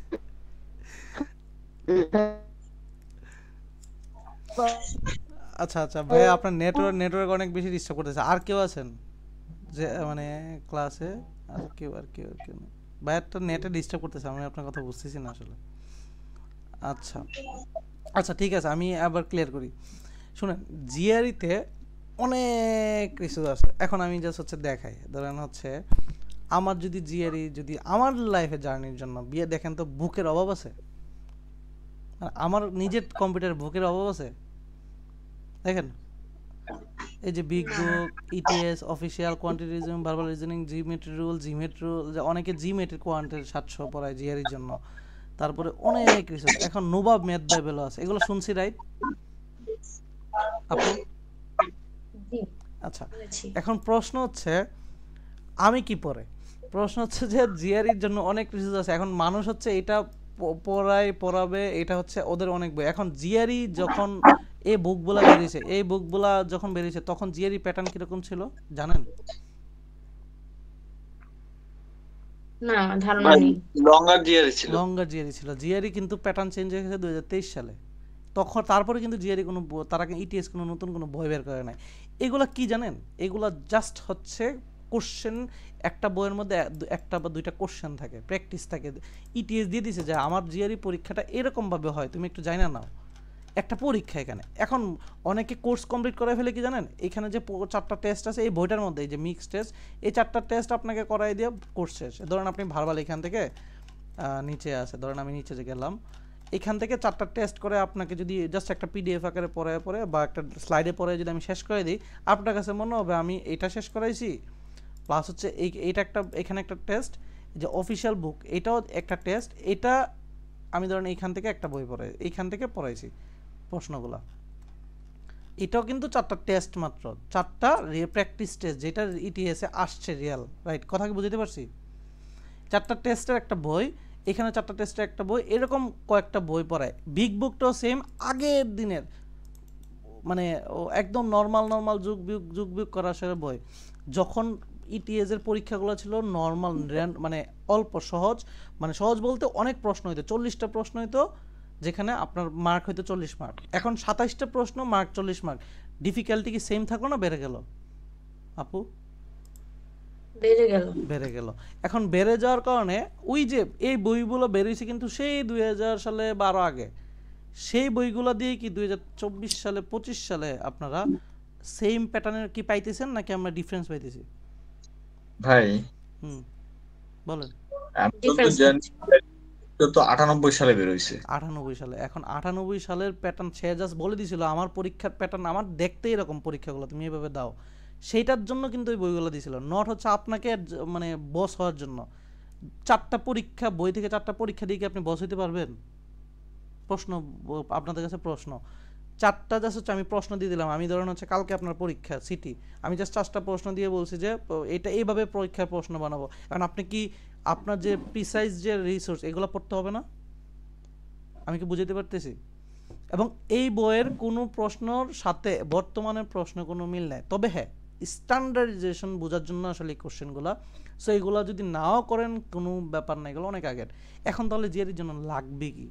শুনেন, জিআরির জন্য মেইন কথা ধরেন আমি আপনাকে বলি, বিভিন্ন গাইড বইয়ের প্রশ্ন ধরেন আমি একটা গাইড বই খুললাম, আমার প্রশ্ন বেশি ইফেক্টিভ, মানে আমি একটা পরীক্ষা নিলাম আপনাকে, এটা বেশি ইফেক্টিভ নাকি ইটিএস এর বিগত বছরের প্রশ্ন সলভ করা বেশি ইফেক্টিভ? বলেন, কথা বলেন। মানে আমারটা সলভ করলে বেশি মানে মেইন এক্সামের মতো পাবেন, নাকি তাদেরটা সলভ করলে মেইন এক্সামে বেশি পাবেন? কথা বুঝেন না? এখন নতুন যেগুলো ওগুলো সলভ করলে বেশি নতুন যেগুলো বেটার। পাশাপাশি তাদেরটা, তারা যে প্রশ্ন বানায় সেটা না। এখন এই যে হ্যাঁ ম্যানহাটেন নাম শুনছেন, ম্যানহাটেন, তারপরে নোভা ম্যাথবেবেল, এগুলা কি ইটিএস এর নাকি তারা নিজের আলাদা আলাদা কোম্পানি? আলাদা কোম্পানি। আলাদা কোম্পানি গাইড বই, যেমন বাংলা কথায় বললে এইচএসসির গাইড বই লেকচার পাঞ্জাবি আছে না, এই টাইপের। জি এখন ওদেরগুলো যতই করেন না কেন, আলটিমেটলি আসলে আপনি যদি তাদের স্পেসিফিক ভাবে না পড়েন, তাদের বিগত বছর প্রশ্ন রিসেন্ট যেগুলো আসতেছে সেগুলো না করেন, আসলে আপনার কোনো ওই ডিফিকাল্টি লেভেল আপনার মধ্যে অ্যাডজাস্ট হবে না। কারণ রিসেন্ট তো একটু ডিপ লেভেলের কোশ্চেন আসতেছে, বাট বিগ বুকের কোশ্চেন এত পানির মতো সোজা, আপনি বিগ বুকের কোশ্চেন দেখে বললেন যে আরে বাবা যে আমি তো জিআরই সব পারি, পরীক্ষা দিয়ে 300 পাইলেন না। আমি কি বুঝাইতে পারতেছি কোন জায়গাটা ধরা? বিগ বুকও কিন্তু আগের যা 27টা টেস্ট, আমি বিগ বুকের কোশ্চেন দেখে আর বর্তমান জিআরই কোশ্চেন দেখে, ডিফারেন্সটা বোঝানোর জন্য। এই জন্য অনেকে আপনাকে নর্মাল বুঝাই টুজায়, কারণ আপনি জানেন শুধু বিগ বুক, আপনি জানেন নোভা ম্যাথবেবেল, আপনি জানেন অফিসিয়াল, এগুলো দিয়ে আপনাকে কোর্স কমপ্লিট করে দিবে। কিন্তু আমি আসলে সেই ধান্দায় নাই, যার কারণে আমি জাস্ট স্পেসিফিক যেটা প্রয়োজন, যেটা করলে আপনার স্কোর বাড়বে। এবং আমার স্টুডেন্ট একজনও বলতে পারবে না আমি হচ্ছে ইফোর্ট কম দিয়েছি আমার স্কোর কম আসছে। আমিও কিন্তু একটা সময় আগে বিগ বুকের কয়েকটা পড়াইছি, পরে দেখছি এই স্ট্যান্ডার্ডে এই লেখা এখন আর আসেই না। এখন দেখেন এই যে বিগ বুকের প্রশ্ন দেখেন, এটা বললে এইটা পানির মতো না, পারবেন না এই মেটটা আপু? ওয়াই এর মান -2 বসাইতে বলছে, বলছে এক্স এর মান বাইরে করে দুইটা কম্পারিজন করতে, এটা কি কঠিন? না। এই যে উপরে 3^4 আর 4^3 এগুলা কি কঠিন জিনিস? এগুলো জিনিস কঠিন, প্রত্যেকটা জিনিস একদম পানির মতো সোজা। এখন এই যে দেখেন যোগ বিয়োগ করতে বলছে। আচ্ছা এই যে মহি ভাই, এখন রিসেন্ট জিআইতে কখনো এইসব পাইছি বলুন তো? মহি ভাই আছেন?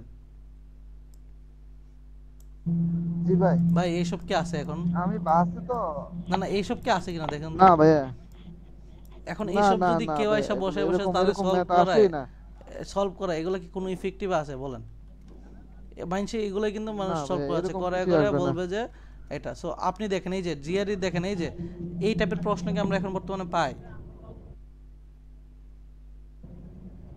না ভাইয়া, নরমালে পাই না। এরকম তো সো থাকেই না, আমার এটা আসলে আগে আমাদের ওই যে ভার্সিটি পরীক্ষাতে থাকতো।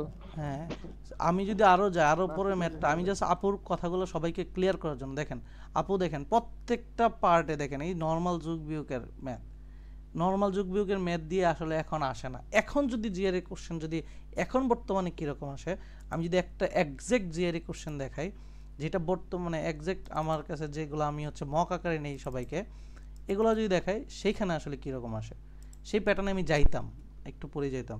সেই প্যাটার্নে দেখেন একটা এডাব্লিউএস সেকশন আসে প্রথমেই, এই প্রথম এডাব্লিউএস সেকশনে একটা কোশ্চেন আসে এবং এখানে একটা গ্যাপ থাকে, এখানে আনসার দিতে হয়। দেখেন পরবর্তী ম্যাথ আসে 4টা আসে কোয়ান্টিটিভ কম্পারিজন, এগুলো আমি দিব মানে পড়াইতাম একটু পরে। 4টা আছে কোয়ান্টিটিভ কম্পারিজন, মানে ওই যে ওই পাবে। দেখেন বিগ বুকে কীরকম আর এখানের ম্যাথ প্যাটার্নটা, এখানে দেখেন ওইখানে যে যুগ বিয়োগ টাইপের কোনো কিছু পাইছি এখন বলেন আপু, আমি কি বুঝতে পারছি? সো আপনার যেটা হচ্ছে স্পেসিফিক রিসোর্স, এই জন্য আমার এখানে যেটা হচ্ছে ফলো করা হয় সেটা হচ্ছে এত আজারে বাজারে কোনো কিছু না। মেইনলি দরকার কি, মেইনলি দরকার বিগত বছর কোশ্চেন। এখন বিগত বছর রিসেন্ট কোশ্চেন কই পাবো? এটা পাই হচ্ছে আমরা কেএমএফ এ।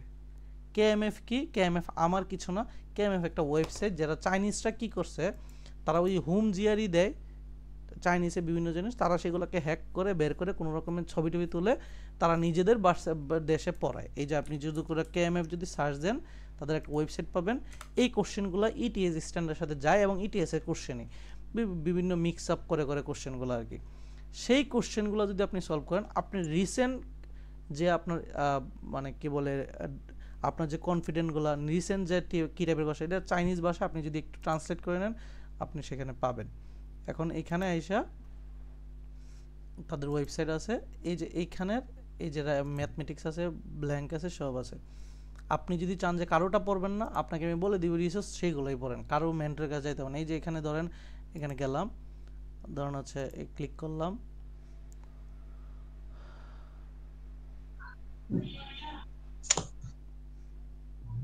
আচ্ছা এখানে হচ্ছে ওরা এদের থেকে আর জিআরই কোয়ান্টি স্কুল তারা কি করছে এই কোশ্চেনগুলো এখানে রাখছে আর কি, যে এই যে এত লোডিং হয়ে বেদে আমি স্টুডেন্টদের এখান থেকে পড়াই আর কি। জাস্ট সেম জিনিস, জাস্ট কোশ্চেনগুলো তারা স্ক্রিনশট আকারে তাদের মধ্যে রাখছে।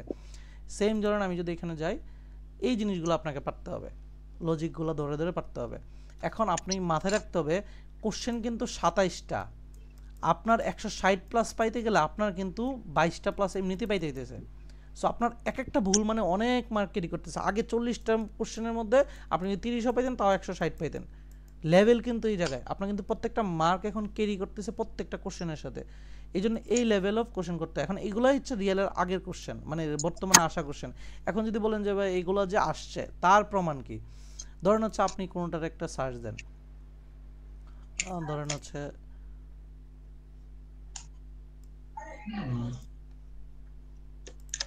অনেক কথা বলতেছি এক্সট্রা, আশা করি বিরক্ত হচ্ছেন না বাকিরা। ধরেন হচ্ছে এই যে থাকবে না, হ্যাঁ রেকর্ডে থাকবে। আচ্ছা দেখেন এই যে এই কোশ্চেনটা, এই কোশ্চেন ডিফিকাল্ট লেভেল 4, এটা কিন্তু জিআরই এই যে জুলাই 22-এ আসছে, এরপরে আসছে বাট তারা এটা রেকর্ডে রাখেন। এই যে জুলাই 22-এ আসছে, অক্টোবর 5-এ আসছে, জুন 12-তে আসছে, দেখেন কতবার আসছে। সো এইভাবে রিপিটেড করে করে কোশ্চেনগুলো থাকে জিআরইতে, অরিজিনাল জিআরইতে। কথা কি বুঝতে পারছি? ডিফিকাল্ট লেভেল হার্ডটা তার সলিউশনও আছে এখানে কেএমএফ এর ওয়েবসাইটে। সো এই জিনিসগুলোই আসলে প্রয়োজন। এখন আমরা কি করছি, আমরা বেশি কিছু পড়াই না, আমরা বাকিদের থেকে আলাদা কি করাই, আমরা হচ্ছে জাস্ট কেএমএফটা ফলো করতে চাই, কিন্তু কেএমএফ এর আগেও আমরা কি করি 5LBটা পড়াই। 5LB ম্যান অ্যান্ড টেনের, বাট 5LB একদম বেসিকের জন্য। ধরেন অনেক দিন হয়েছে তো যে মানে ম্যাথটা ভুলে গেছেন, এই জন্য 5LBটা কি করি হোমওয়ার্ক আকারে দেই, যে আপনি হোমওয়ার্ক করে আসবেন, কিন্তু ক্লাসে আমি কেএমএফ পড়াই। সো কেএমএফ এ যত ম্যাথ আছে টোটাল 1147টা ম্যাথ আছে, সবগুলা ব্যাচে পড়ানো হয়। আর 5LBটা জাস্ট হোমওয়ার্ক আকারে কমপ্লিট করানো হয়, এটা জাস্ট বেসিক ম্যাথের জন্য। এটা কিন্তু আমার আসলে মেইন টার্গেটও থাকে না, বাট এইখানে একটু হার্ড লেভেল, এইটা একটু বোঝার জন্য যে আমি আগের অনেক গ্যাপ ট্যাপ থাকে গেছে, এই জন্য 5LBটা হোমওয়ার্ক আকারে দিয়ে সাথে আমার সলিউশন সাপোর্টিং ভিডিও দিয়ে আমরা কমপ্লিট করে আনি। এটা না হলেও চলতো, আমাদের মেইন টার্গেট এটা। দেন কী করি, এটা যখন হয়ে গেল ম্যাথ সে পারে, তখন আমরা আসলে নিয়ে যাই রিয়েল কোশ্চেন মক। এই যে যেটা বললাম যে ইটিএস কোশ্চেন যে বললাম, এই যে ইটিএস এর ধরেন 4টা বই আমি এখানে 4টা টেস্ট, আরেকটা বই হয়তো বা 4 এইখানেও ধরেন কয়টা টেস্ট আছে দেখি, টোটাল ধরেন 8টা টেস্টই আছে। কিন্তু এই টেস্টগুলো বহুত আগে 1900 কে জানে বললো 98 সালের, সেই সময়ের হচ্ছে টেস্ট। হ্যাঁ, বাট আমি তাদের জন্য রিসেন্ট, মানে আমার স্টুডেন্টরা এই যে রিসেন্ট কোশ্চেনের এইগুলোর উপরে মক কী করি, আলাদা ব্যাচ ওপেন করি, 2টা ব্যাচ আলাদা, এ ব্যাচে কী করে, তারা হচ্ছে বাসায় টাইম ধরে যেহেতু এটা পিডিএফ ভার্সন, বাসায় টাইম ধরে কী করে পরীক্ষাটা দেয়। কোয়ান্টের ক্ষেত্রে প্রথম তো আমরা জানি 12টা আসে, পরে হচ্ছে 15টা কোশ্চেন, আমরা কোশ্চেন প্যাটার্নে যাব, তারা টাইম ধরে পরীক্ষা দিয়ে আসে, আমরা ক্লাসে সলভ করি। তাতে হয় কি, তার টাইম ম্যানেজমেন্টটা হচ্ছে তার হচ্ছে রিসেন্ট কোশ্চেনে সে প্র্যাকটিস করতেছে, এবং এই কোশ্চেন থেকে পরীক্ষা হলে 6টা থেকে 7টা, আমি ওপেন রেকর্ডিংয়ে বলতেছি, মিনিমাম সে 7টা কমন পায় ম্যাথের ক্ষেত্রে। ভার্বালটা করলে ভার্বালও 6-7টা কমন পায়। যখন সে কমন পায় তখন তার কনফিডেন্ট লেভেলটা কোথায় চলে যায়, যখন সে কমন পায় তখন সে তো হচ্ছে হার্ড লেভেল সময় মানে ওইটা ইজিলি করতে পারতেছে, হার্ডের তখন সে টাইম দিচ্ছে, টাইম ম্যানেজমেন্টটা ঠিক হয়ে যাচ্ছে। এটা আসলে আমার স্টুডেন্টদের, আমি আসলে এইগুলোই পড়ে টু দ্য মানে পয়েন্টে, এর বেশি আমরা আসলে ক্যাচাল করি না। ভাইয়া যে কথাটা বললো, বুফেতে আমরা যেগুলো দরকার নিট খাওয়ার জন্য সেগুলোই পড়াই, এক্সট্রা জিনিস আমি যাই না। এই জন্য আমি অনেক প্রশ্নবিদ্ধ হইতে পারি যে আমি অন্য কিছু পড়াই না কেন, আমি সবার থেকে ভিন্ন। সরাসরি কথা ভাই, আপনি কেএমএফ পড়েন, চোখ বন্ধ করে কেএমএফ পড়েন, রিয়াল কোশ্চেন দেন, তাহলেই হবে। তবে কেএমএফ এর যোগ্যতা অর্জন করার জন্য আমরা বেসিক পড়ি, বেসিকটা সলভ করি 5LB থেকে। কথা কি বুঝছি আপু? কি জি বুঝছি? ভাইয়া, বুঝতে অনেক পারছি। কথা বলছি, আমি কি বুঝতে পারছি?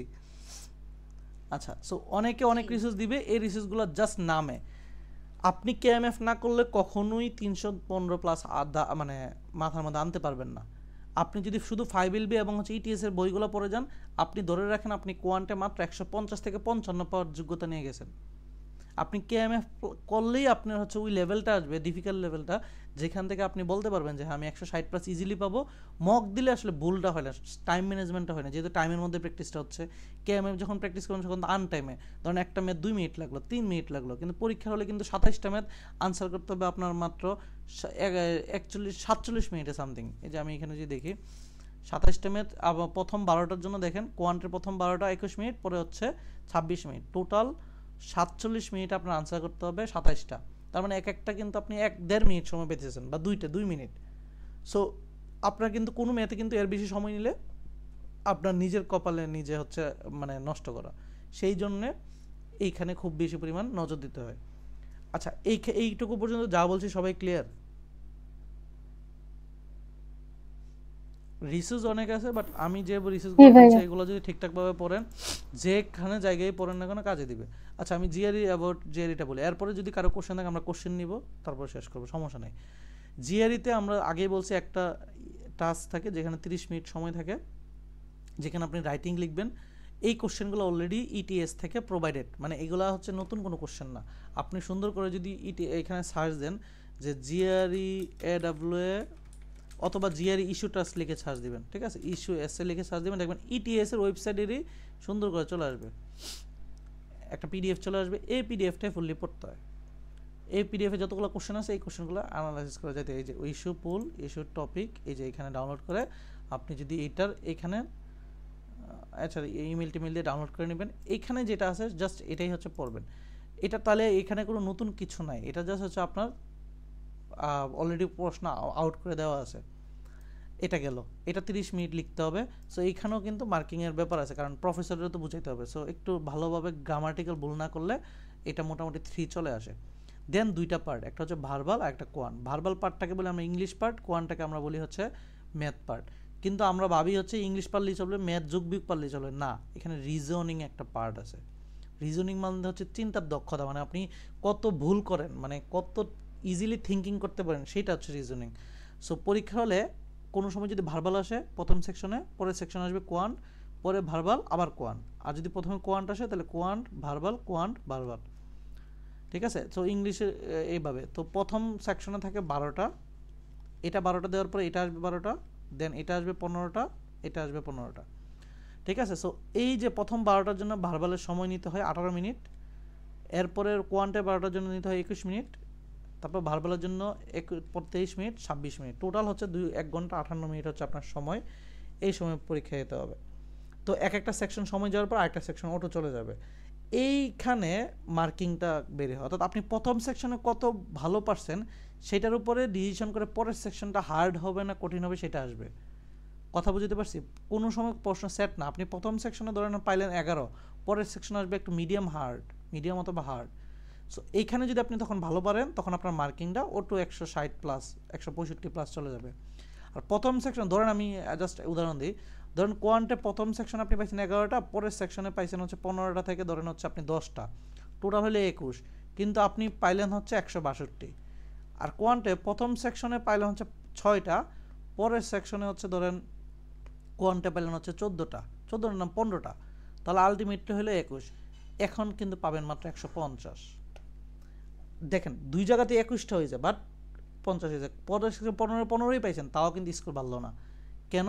কারণ প্রথম সেকশনের পরে 6টা পারার পরে ইটিএস এর অ্যালগরিদম বুঝে নিয়েছে আপনি আসলে ম্যাথ কিছুই পারেন না, আপনাকে ইজি কোশ্চেন দিয়েছে, আপনি পরেরগুলো পারছেন, সেই জন্য হয়েছে। বাট তার মানে কি বোঝা গেল, পরীক্ষার হলে যদি পরের সেকশন ইজি পাই, তার মানে আমার পরীক্ষায় ভালো হয়েছে না খারাপ হয়েছে বলেন তো? বলেন, পরের সেকশন আমি পড়াশোনা বুঝতেছি, মানে খুব একটা পেন নিতে হয় নাই, সময়ের আগে করে ফেলছি, তার মানে কি আমার পরীক্ষা ভালো হয়েছে? অবশ্যই ভালো হয়েছে ভাই। অবশ্যই ভালো ভাই হয়েছে। খারাপ হয়েছে এর জন্য ভাই।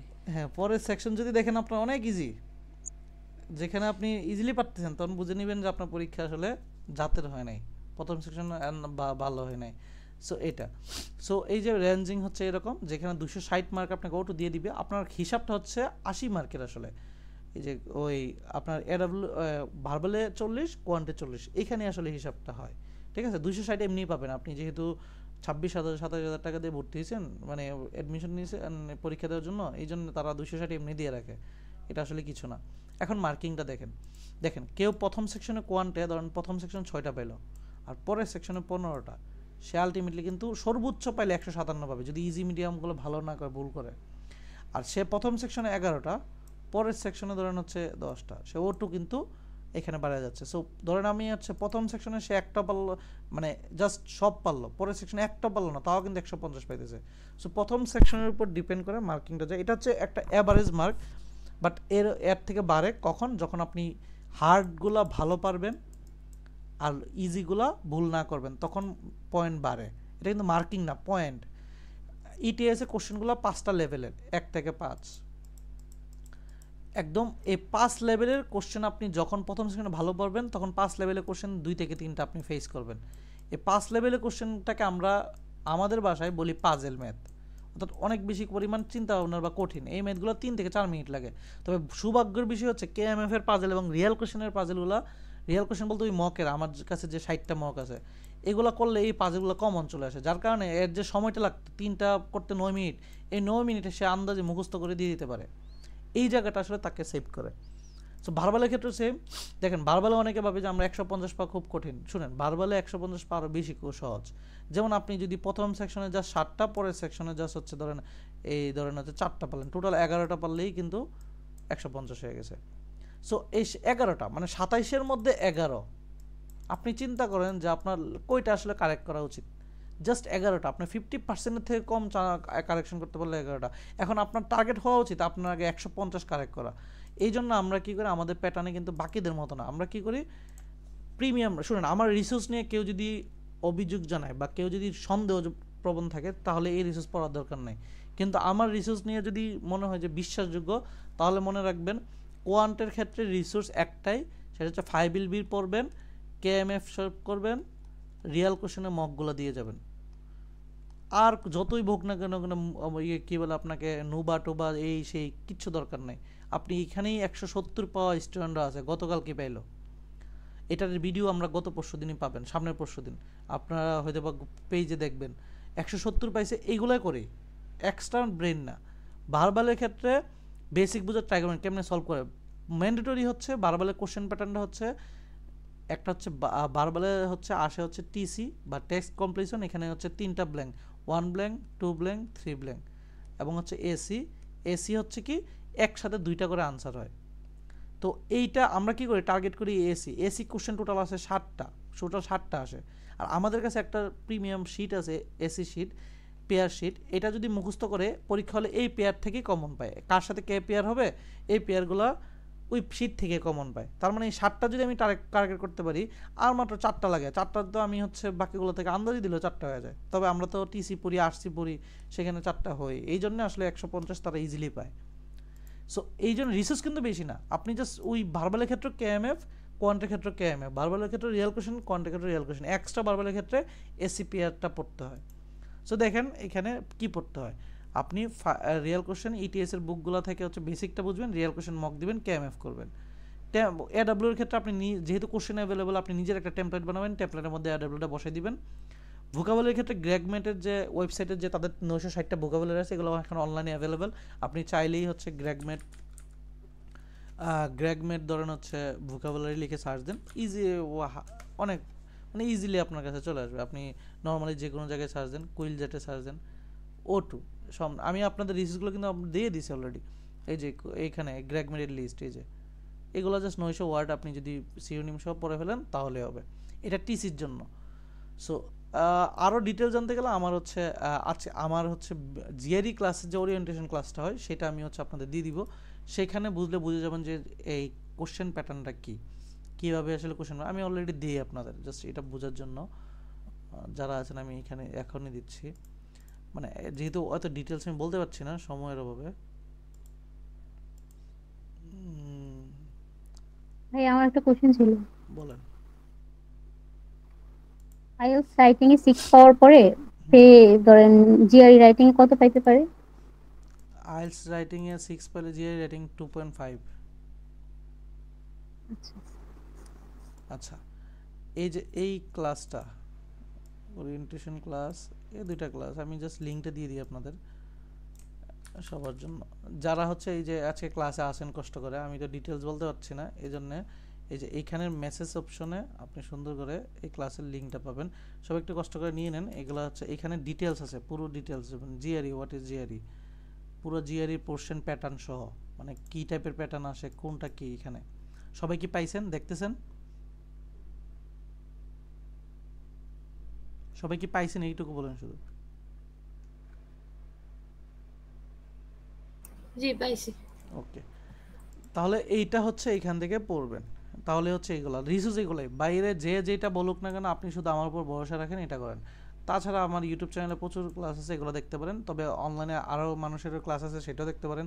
তবে রিসোর্স এগুলো ফলো করলে আমি ওপেনই বলতেছি, এগুলো ফলো করেই 330 333 পর্যন্ত আছে। সো এইটা কোনো কথা না। এখন জিআরই ক্ষেত্রে এগুলো প্যাটার্নগুলোর জন্য ভিডিও দিয়ে দিলাম। এবার টোফেলের জন্য আপনি কি করবেন? টোফেলের জন্য আমার হচ্ছে ইউটিউব চ্যানেলে একটা প্লেলিস্ট আছে। আপনি কোথাও এত ভালো প্লেলিস্ট পাবেন না যেখানে আপনাকে পুরো ডিটেলস দেওয়া আছে। সো আমার ইউটিউব চ্যানেলে যাবেন, যেখানে হচ্ছে টোফেলের হচ্ছে আমার হচ্ছে ইউটিউব চ্যানেলে যাবেন। যারা টোফেল দিতে চান, যারা আইএলটিএস দিতে চান তাদের জন্য সুন্দর করে হচ্ছে আমার ব্যাচ স্টুডেন্টদেরই কিছু ভিডিও ওপেন করা আছে, যেখানে আমি বিশ্বাস করি আপনি বাকিদের থেকে অনেক বেশি ভালো জানতে পারবেন। এটা আইএলটিএস এবং টোফেলের ক্ষেত্রে বলতেছি। আপনি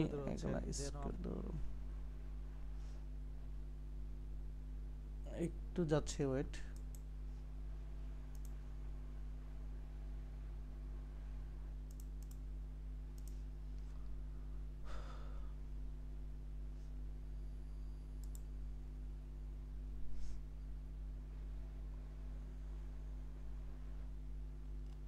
ওকে, সো এইখানে দেখেন টোফেল, এটা পাবলিক করা আছে, মেবি এটা আনলিস্টেড না। এটা এখানে হচ্ছে 6টা ভিডিও পাবলিক করা আছে সুন্দর করে। এখানে পুরো জিনিসটা পাবেন, টোফেলের A to Z। আপনার মনে হয় না বাংলাতে এত সুন্দর গোছানো রিসোর্স আছে। এটা জাস্ট প্র্যাকটিস করার জন্য আপনি কি করবেন? প্র্যাকটিস করার জন্য তখন শুধুমাত্র আপনি হচ্ছে এই যে এটা টেস্ট গ্লাইডার অ্যাকাউন্ট নেবেন, যেখানে হচ্ছে আপনি টোফেলে তাদের 12টা টেস্ট আছে। এখানে যদি ঠিকঠাকভাবে প্র্যাকটিস করেন আপনার এখানে হচ্ছে পেমেন্ট করে চলে যাবে। মকটা যদি দেন ঠিকঠাকভাবে আপনার হয়ে যাবে। তবে বোঝার জন্য টোফেল কি আপনি হচ্ছে অন্য জায়গা থেকে আমি মনে করি না এত গোছানোভাবে বুঝতে পারবেন কোনো জায়গার মধ্যে। যেখানে আমার এখানে এই যে এই টেস্টগুলো আছে সুন্দর করে ফুল টেস্ট আপনি ওপেন করবেন, এখানে দিবেন, তাহলে হয়ে যাবে। আর বোঝার জন্য ইউটিউব চ্যানেলে ভিডিও আছে। সেম জিনিস আইএলটিএসের জন্য ইউটিউবে পাবলিক করা আছে। জাস্ট এই যে আইএলটিএসের হচ্ছে এই যে আইএলটিএস এর হচ্ছে এটা তো প্রাইভেট, এই যে পাবলিক করা কিছু ভিডিও আছে, এগুলো লিসেনিং এর, এগুলো শুনবেন, আশা করি কাজে দিবে। এবং ইউটিউবে তো অন্যান্য ভিডিও আছে। সো আমি দুইটা সেকশনের ক্ষেত্রে বললাম। এবং হচ্ছে আপনি দুইটা গেল, ওকে। আইএলটিএস টোফেল গেল। জিআরইর জন্য আমি অলরেডি দিয়ে দিলাম কি পড়তে হবে সেটা। সিজিপিএ তো অলরেডি আপনার আমল নামায় ঢুকে গেছে। এসওবিটা সেম হচ্ছে ট্রাই করবেন। এসওবির আমি হচ্ছে এই ভাইয়া এসওপি নিয়ে আমার একটু প্রশ্ন ছিল। বলেন। যে আপনি বললেন যে মেনশন করাটা, হ্যাঁ, আপনি কিভাবে অনুপ্রাণিত হয়েছেন সে ব্যাপারটা মেনশন করা। আচ্ছা, এখানে কি কোনো বিখ্যাত ব্যক্তিকে, মানে ধরেন আমি যার সাথে কাজ করেছি, হতে পারে অ্যাজ এ প্রফেসর, তাকে তার কাজ দ্বারা আমি অনুপ্রাণিত হয়েছি, এরকম কিছু মেনশন করা হ্যাঁ যাবে? দেখাতে পারেন।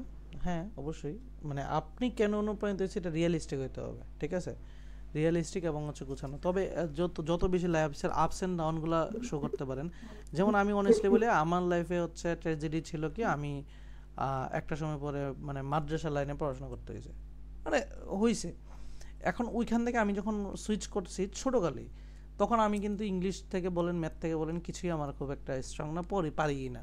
আমি জাস্ট এটাকেই হচ্ছে আমার ফোকাসে নিয়ে গেছে, যে সেই জায়গা থেকে তুলে আসা, কম্পিউটার সায়েন্স থেকে অনার্স মাস্টার্স করা, সেইখান থেকে হচ্ছে এই ফান্ডিং পর্যন্ত চলে আসা, এই জিনিসটা কিন্তু আমি এসওপিতে খুব ভালোভাবেই ফোকাস করছি। ইভেন পুরো জিনিসটাকে নিয়ে আসা, এবং হচ্ছে বিভিন্ন সোশ্যাল অ্যাক্টিভিটিকে আপনি দিবেন। ধরেন হচ্ছে আপনি টিচিং করাইছেন, টিচিংটাও হচ্ছে আপনার কেন ভালো লাগতো, জিনিসগুলো এইগুলো নিয়ে আসবেন। এই যেমন আমি আমার আপস অ্যান্ড ডাউনটা দিয়েছি, যে আমি যেখানে আমি কিছুই পারতাম না, মাদ্রাসা লাইনে পড়াশোনা করতে নর্মালি কিছুই জানার কথা না, সেই জায়গা থেকে আমি ইংলিশ থেকে ধরে আমি হচ্ছে ম্যাথ সবগুলোই ওভারকাম করে এখন আমি সেটাকে হচ্ছে ইউজ করে সেই রিলেটেড সাবজেক্টে গ্র্যাজুয়েশন করে এখন আমি আপকামিং পড়তে চাচ্ছি। তার মানে বুঝতে যাচ্ছে যে আমার মধ্যে সেই স্ট্যামিনা বা সেই স্প্রিয়া আছে যে যে কোনো মানে হার্ডেস্ট সিচুয়েশন আমি ওভারকাম করে আসতে পারবো। আচ্ছা, এসওপিতে এই হার্ডেস্ট সিচুয়েশনগুলো দেখাইতে হয় কেন বলেন তো, কে একজন বলেন তো? এই যে হার্ডেস্ট স্ট্রাগল সিচুয়েশন, আমি একজনকে অনুপ্রাণিত হয়েছি বা এরপর আমি অনেক বেশি পরিমাণ ডেডিকেটেড করতে পারবো, এই জিনিসটা দেখাইতে হয় কেন? এরা তো জানি আমরা এটা বানায় লিখতে পারি, দেখাইতে হয় কেন বলুন তো, কেউ জানেন?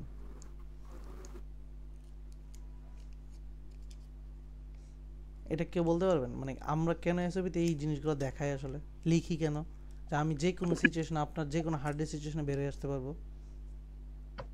এটা মেবি এমন হতে পারে যে আমি নিজের ড্রিমের প্রতি কতটা না, ডেডিকেটেড। এটা হচ্ছে বড় কথা। এটা চাই হচ্ছে ইউনিভার্সিটি এসবিটি কেন চাই? এক কথাই, আপনি প্রথমত হচ্ছে আপনার ড্রিমের প্রতি কত ডেডিকেটেড, সেকেন্ড কথা হচ্ছে তারা আপনার থেকে একটা স্টেটমেন্ট নিয়েছে। আপনি যদি এক্সাম প্রেসারে, প্রফেসরের প্রেসারে ময়রাটোটা যান, এটা আসলে ইউনিভার্সিটি কোনো দায় না, কারণ আপনি আগেই বলে দিয়েছেন কি আপনি হাজার হাজার প্রেসার কি করতে পারেন, ইজিলি করতে পারেন। এই জন্য এরা কারণ শুনেন, সবাই জানে পিএইচডি প্রেসারটা কি, সবাই জানে। কিন্তু ভাইয়া আপনি প্রথম দিকে একটা কথা বলছিলেন যে প্রফেসর যা বলে তা আবার করা যাবে না, আপনাকে ইউনিক হতে হবে, এটা একটু ব্যাখ্যা দিলে ভালো প্রফেসর হয়। যা বলে বলতে শুনেন, মানে রিসেন্ট যে কাহিনীগুলো হইতেছে, প্রফেসররা হচ্ছে এই স্টুডেন্টদের বলে যে ঠিক আছে তুমি অন্য প্রফেসর খোঁজো বা এটা খোঁজো, চল হঠাৎ করে বাদ দিয়ে দেয়। এইটা হচ্ছে কি, ধরেন প্রফেসর আপনাকে বললো যে তুমি ডেটাগুলো বের করো বসে বসে, এই যে ধরেন পেপারের জন্য, এখন আপনি শুধু ওই ডেটা বের করে আর মাঝখানে 5 দিন গ্যাপ আছে, আপনি আনন্দ করলেন, চিল করলেন, প্রফেসরের দিকে নাই। ওই যে আপনি যে প্রফেসরের জন্য উইলিংলি আরও বেশি আরেকটু কাজ করবেন, একটু ইউনিকভাবে চিন্তা করবেন, এগুলো যদি না করেন তাহলে প্রফেসর আসলে পছন্দ করে না। কারণ আপনার মতো আরোগ্য একজন স্টুডেন্ট আছে না, যে সে নিজ থেকে কাজ করতেছে, প্রফেসর একটা মেথড অ্যাপ্লাই করতে বলছে, আপনি আরেকটা ট্রাই করলেন আসতে ধীরে ধীরে, কিন্তু আপনি একটা করলেন আর চিল, মানে ওই যে একদম মানে স্পুন ফিডিংয়ের মতো যা বলবে তাই করবেন, এরকম না। একটু ইউনিকনেস আপনাকে দেখাইতে হবে সবসময় এই পুরো জার্নিতে, কথা বুঝছেন? জি ভাইয়া, থ্যাংক ইউ। ওকে, সো আমি আশা করি হায়ার স্টাডি জিনিসটা শুনে এই ফ্যাক্টর 7টা, এই ফ্যাক্টরগুলো ওভারকাম করতে হবে। জিআরইর জন্য কি করতে হবে, আইএলটিএস এর জন্য কি করতে হবে, আপনি আমার ভিডিওগুলো ইউটিউবে ভিডিও দেখলে বুঝে যাবেন কি পড়তে হবে, দেন ওই হিসাবে আগান, কাজে দিবে। আর আমরা জিআরই আইএলটিএস এইভাবে পড়াই। এখন অন্যদের থেকে আমাদের ডিফারেন্সটা এই জায়গায় যে আমরা একদম প্রিসাইজ ডেটা নিয়ে কাজ করি এবং আমার রিসোর্সগুলো অথেন্টিক, এইটুকু বিশ্বাস আপনাদের রাখতে হবে। প্রত্যেকটা জিনিস আসলে ওই সলিড রিসোর্স থেকে আসতেছে এবং এই রিসোর্সগুলো বাইরে যায়, মানুষজন হচ্ছে সেগুলা বিক্রিও করে, মানুষজন সেটা পড়ায়ও, তবে অনেকেই হচ্ছে আমার স্টুডেন্টগুলো ভিতরে নিয়ে এসে বিক্রি করে দেয়, এগুলো হয়। তো বাট যেখানেই যদি বাইরেও যদি এই রিসোর্সগুলো পেয়ে থাকেন, আমি বলবো শুধু এইগুলোই পড়ে, এর বাইরে কিছু লাগবে না, ঠিক আছে? যে এই আর কোনো কোশ্চেন মানে এইটুকু তো গেল। এবার হচ্ছে লাস্টে যেটা, যখন সেপ্টেম্বর আসবে সামনে, সুন্দর করে প্রফেসর দেবে। আরেকটা কথা, এর ফাঁকে ফাঁকে আপনারা কী করবেন, আপনাদের ড্রিম সাবজেক্ট কোন কোন ইউনিভার্সিটিতে আসে সেই সব ইউনিভার্সিটির প্রফেসরদের লিস্টিং করা শুরু করবেন। সাপোজ লিস্টিংটা কীরকম হইতে পারে আমি যদি একটু দেখাই, ধরেন হচ্ছে আচ্ছা ধরেন এটা আমার হচ্ছে একদম র্যান্ডম। ভাই আমার একটা কোশ্চেন ছিল জিআরই রিলেটেড। বলেন। ভাইয়া আমি হচ্ছে আর্টস ব্যাকগ্রাউন্ডের এন্ড হচ্ছে ইকোনমিক্স ডিপার্টমেন্টের। তো আপনি বলছেন যে ইকোনমিক্সের জন্য দেখা যাচ্ছে নর্মালি 320-এর মতো মার্ক পাওয়া লাগে। ভাই আমার ম্যাথে কিছুটা উইকনেস আছে, আমি আর্টস ব্যাকগ্রাউন্ডে ছিলাম, তো সেখান থেকে এখন জিআরইতে আপনি আসলে যদি কিভাবে ভালো ঠিকঠাক করতে ভাবে পারি? পড়েন, শুনুন, জিআরইর প্রশ্ন কিন্তু, ধরেন জিআরইতে কোনো সময় শুনছেন ক্যালকুলাস আসছে, জিআরইতে কোনো সময় শুনবেন না জি না হচ্ছে ভাইয়া। অনেক বেশি ডিপ আছে। জিআরইর কোশ্চেন সব বেসিক, পার্সেন্টেজ, তারপর হচ্ছে ওই যোগ বিয়োগ, সাম, মিডিয়ান, তারপর হচ্ছে ওই এরিথমেটিক, মানে নর্মাল জিনিস এগুলাই। কিন্তু সমস্যাটা কোন জায়গায়? সমস্যাটা হচ্ছে আমরা বই পাচ্ছি।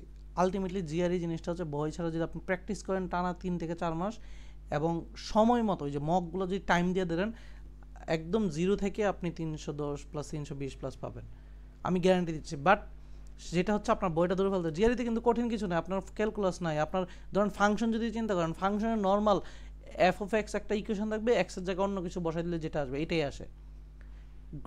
কখনো জিআরইতে ডোমেন রেঞ্জ বের করতে আসে না, কিন্তু আমরা এইচএসসিতে ডোমেন রেঞ্জে বের করতে হয়েছে, ঠিক আছে? সো ওই কঠিন নর্মাল কঠিনটাও আসে না, কিন্তু যেটা আসে সেটা হচ্ছে ট্রিকি, মানে আপনি নর্মাল জিনিস চিন্তা না করলে ভুল করবেন।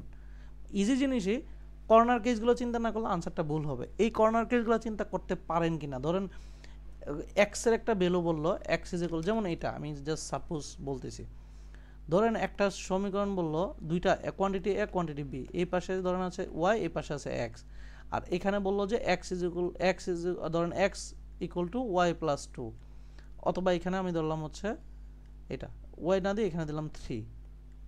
আচ্ছা দেখেন, এখন আমরা এই যে আবার হচ্ছে এক্স, এটা আবার ধরেন উপরে যদি এটা বাদ দিই, ধরেন উপরে এক্সকে আমি কিছু লিখলাম না, ঠিক আছে, আমি জাস্ট এইটাই বললাম, কোশ্চেন এইটাই বললাম, অথবা আমি বললাম question x not is equal to 0, এইভাবে বললাম। এখন এক্স কে আসলে আপনি বলতে পারেন হ্যাঁ এক্স হচ্ছে নট ইজ ইকুয়াল 0 মানে হচ্ছে এক্স তাহলে পজিটিভ ডাটা, তাহলে পজিটিভ ডাটা কি যে কোনো একটা হতে পারে। অথবা আমি যদি এরকম দিই, ধরেন এক্সের ভ্যালু হচ্ছে এটা, তখন আপনি কিন্তু কনফিউশন থেকে এখান থেকে আসতে পারতেছেন এটা। অথবা আমি জাস্ট কোশ্চেনটাকে আরেকটু হার্ডেস্ট রাখার ট্রাই করি, ধরেন এটা এরকম এক্স ইকুয়াল 3। আচ্ছা এটা যখন হয় এক্সের ভ্যালু আমি কত বসাইতে পারি? এক্স সমান সমান 3 বসাইলেই আমরা অনেকে বলতে পারি সি, দুই পাশে সমান, রাইট? এখন এই যে পরম মান দিয়ে বুঝতে হবে যে এক্সের কয়টা ভ্যালু আছে, এক্সের অবশ্যই দুইটা ভ্যালু সে ক্যারি করতেছে, একটা পজিটিভ একটা নেগেটিভ। এই এক্সের ভ্যালু -3ও হইতে পারে, তখন দেখেন একবার এটার সমান একবার এটার সমান না, তার মানে আনসার ডি। এই যে ডি হইতে পারে একটা কর্নার কেস, এই যে এটা তো একদম বেসিক বললাম যে একটা পরম মান আছে ভিতরে দুইটা সংখ্যা, এরকম যখন এক্স একটা থাকবে, এক্স শুধুমাত্র এক্স বলা আছে, এক্স সমান সমান ধরেন ওয়াই, এই এক্সটা কি ইন্টিজার নাকি ফ্লট নাকি দশমিক নাকি কি, এটা তো বলে নাই, এটার জন্য কিন্তু আনসার ডি হইতে পারে। কথা কি বুঝতে পারছি? এই যে ছোটোখাটো জিনিসগুলো, এক্সকে যদি আমি বলে দিতাম যে এক্স হচ্ছে একটা ইন্টিজার তাহলে একরকম মান, আর যদি বলে দিই এক্স হচ্ছে একটা ধরেন হোল নাম্বার তাহলে একটা নাম, আবার ধরলাম হচ্ছে এক্স হচ্ছে একটা ধরলাম হচ্ছে ফ্র্যাকশন তাহলে একটা নাম, আবার এক্স হচ্ছে একটা পজিটিভ নাম্বার, আবার এক্স হচ্ছে একটা নেগেটিভ নাম্বার। এই যে এই এক একটা ওয়ার্ড কিন্তু এক একটা মিনিং বহন করে, সেই হিসাবে কিন্তু আনসার চেঞ্জ হয়ে যায়।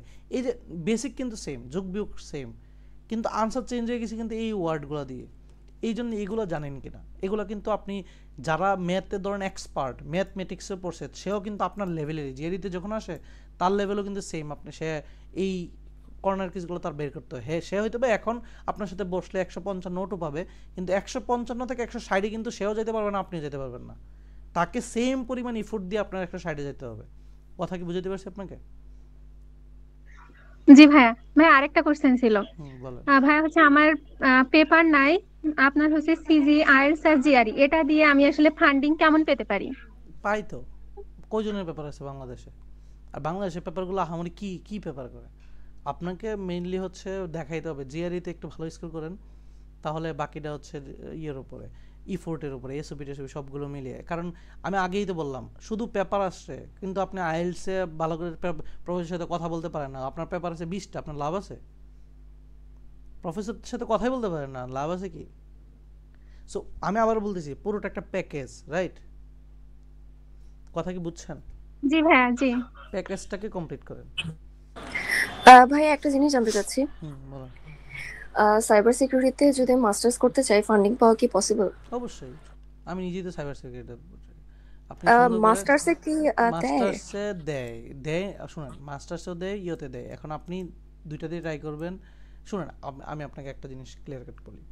বাংলাদেশে যত ধরেন বুয়েট আছে, বাংলাদেশে জাস্টও আছে, বাংলাদেশে হচ্ছে অনেক ইউনিভার্সিটি আছে। আচ্ছা, সব ইউনিভার্সিটি কি পিএইচডি ওপেন আছে? না। তাহলে যেসব ইউনিভার্সিটি পিএইচডি ওপেনে তারা কি স্টুডেন্ট ফান্ডিং করে না, মানে রিসার্চ করে না? তাহলে সেই ইউনিভার্সিটি রিসার্চ যদি করে, তাহলে সেই ইউনিভার্সিটিতে কাদের নিবে? পিএইচডি হোল্ডার নিবে না মাস্টার্স হোল্ডার নিবে? আচ্ছা, বুঝতে পারছি। মানে আপনি ওভারঅল সিনারিওগুলোকে জাস্ট থিঙ্কিং করেন। আপনার যেসব ইউনিভার্সিটি মাস্টার্সে ফান্ডিং হয় সুন্দর করে বুঝে যাবেন কীভাবে। আপনি নেক্সট ইউএসএতে সুন্দর করে সাইবার সিকিউরিটি নিয়ে সার্চ দিবেন, দেখবেন কতজন মানুষ যারা যারা মাস্টার্সে ফান্ডিং পেতেছে ওইসব ইউনিভার্সিটি আপনি টুকে রাখবেন, রেখে সুন্দর করে এইভাবে ওই ইউনিভার্সিটি যাবেন, তাদের প্রফেসর লিস্টগুলো নেবেন, দেন আপনি সুন্দর করে মেল করা শুরু করবেন তাদের কাছে দৌড়ে দৌড়ে। কারণ হচ্ছে আপনি তো বুঝে গেছেন কোন ইউনিভার্সিটি মাস্টার্সে ফান্ডিং দেয়, ওই ইউনিভার্সিটির প্রফেসর আপনার টার্গেট। এখন কথা বুঝছেন আপু? জি ভাই, বুঝতে পারছি। ওকে, হ্যাঁ। আর কেউ? আচ্ছা ভাইয়া, এটা আমি বলবো? আমি বলবো মানে আর কেউ বলবে কিনা সেটা বলেন। আচ্ছা ভাইয়া, আমি তো হচ্ছে ন্যাশনালে স্টুডেন্ট, এটা কি কোনো ফ্যাক্টর হইতে পারে? যে ওইখানে ন্যাশনাল কিছু দেখে না, সব সেম। একমাত্র হায়ার স্টাডির ক্ষেত্রেই ন্যাশনাল, পাবলিক, প্রাইভেট সব সেম। আপনি কিরকম ইনপুট দেখাচ্ছেন সেটা। তবে ন্যাশনালের ক্ষেত্রে ওই এলওআরটা একটু ঝামেলা হয়, সো এলওআরটা সুন্দর করে নেবেন আর কি, ঠিক আছে? ভাই এলওআর এর কথা, যেমন আমার এক ভাই আছে, মেইন কথা সে ন্যাশনাল টিচার এলওআর লিখতে পারে না ঠিকভাবে, সো ওইটা আপনাকে খুব সুন্দরভাবে ইয়ে করে দিতে হবে, যে আপনি তাকে একটা এলওআর লিখে দিবেন, দেন ওই এলওআরটা সুন্দর করে ফরনিশ করে আপনার দিতে হবে, কারণ সে বুংবাং লিখে ফেললে আবার সমস্যা।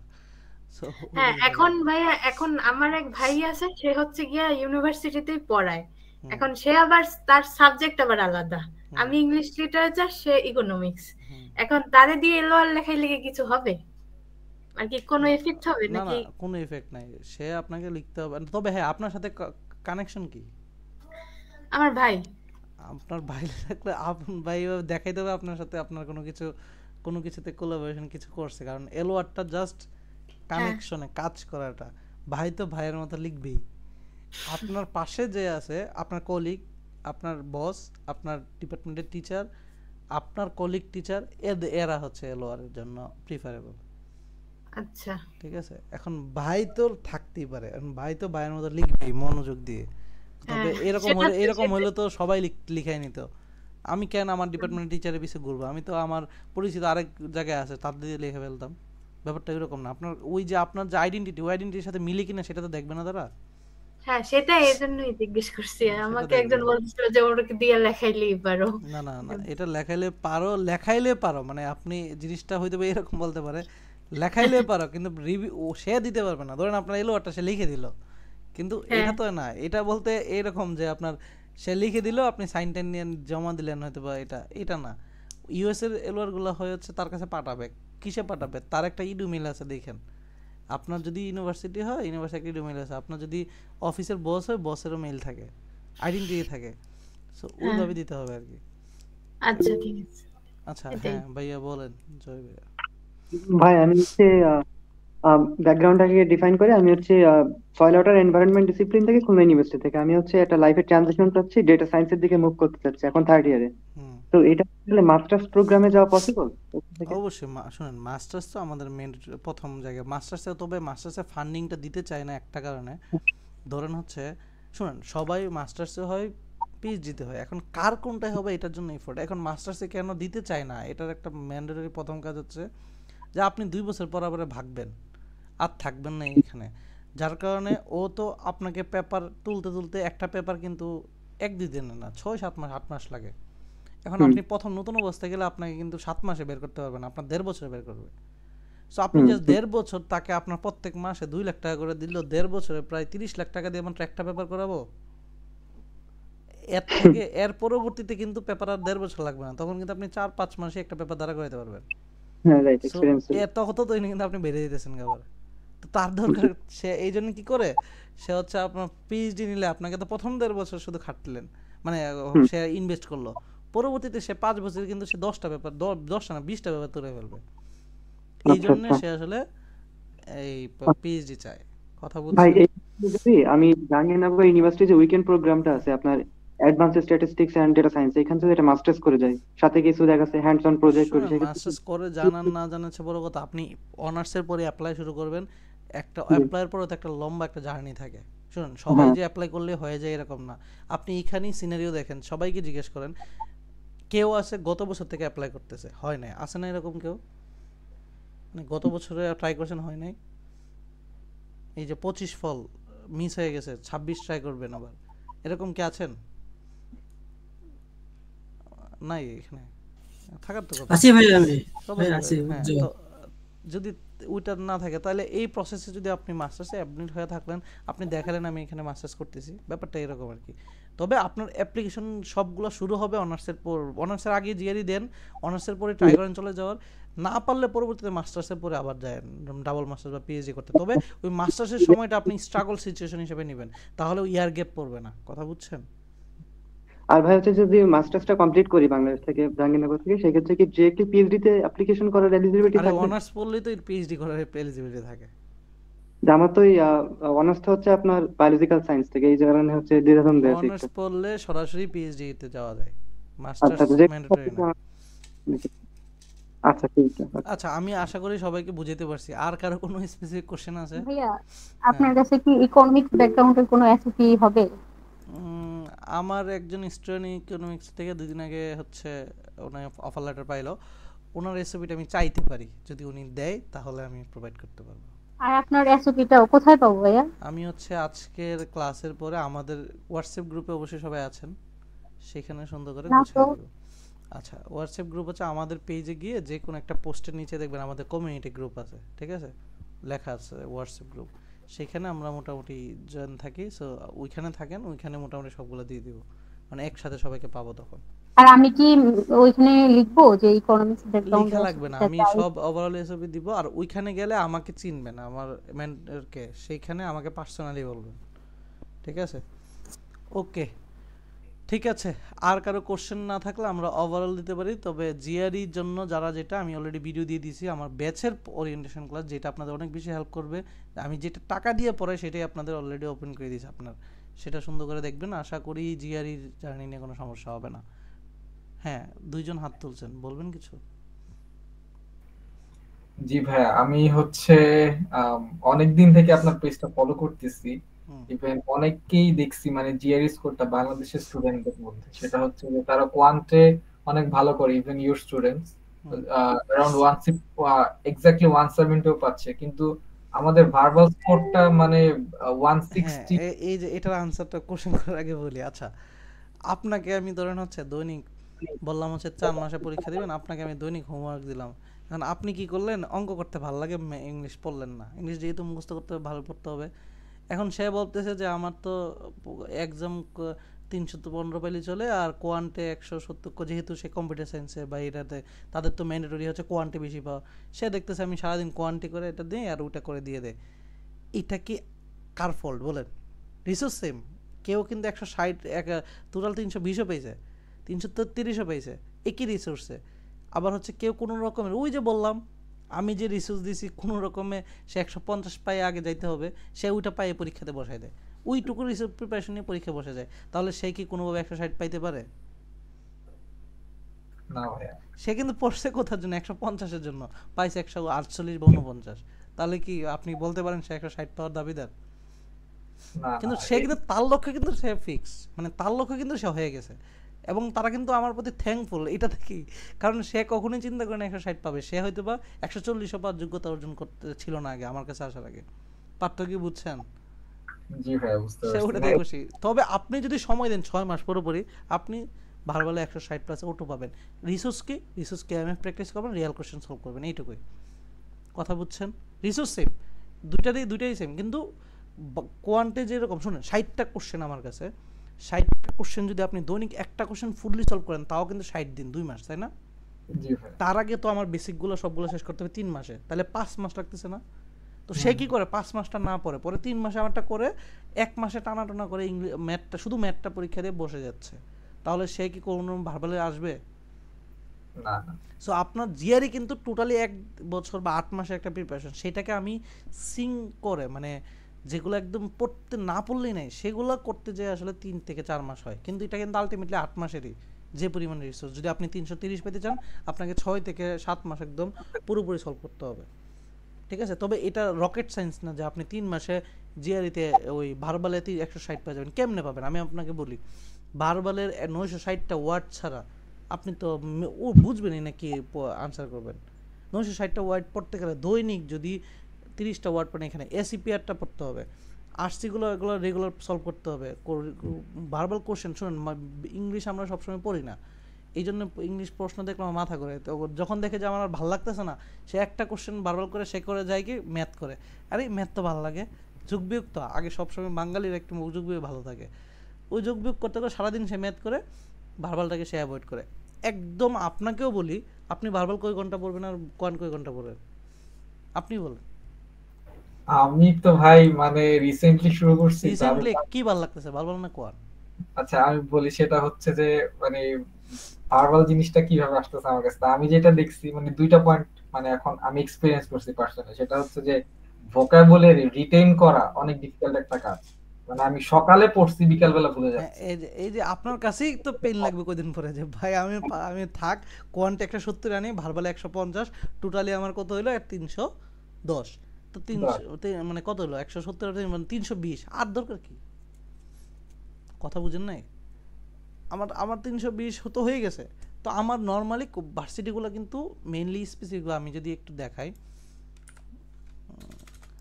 এই বাকিদের অনেক বেশি সময় নিয়ে নিচ্ছে আজকে না।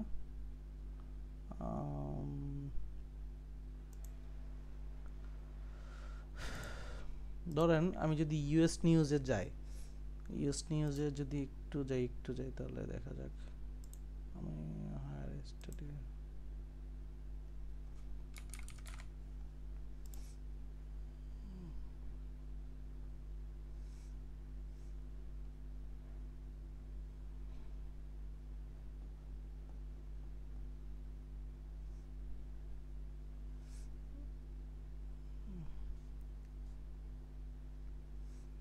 ওকে। সো আমরা যদি হচ্ছে যাই, আমরা যে এডুকেশন গ্রেড স্কুলে যদি যাই, সেখানে দেখবেন আমি আমার লেভেলে যদি আমি ইউনিভার্সিটি যাই, আরে ওকে আচ্ছা এটা কি এটার মধ্যে না?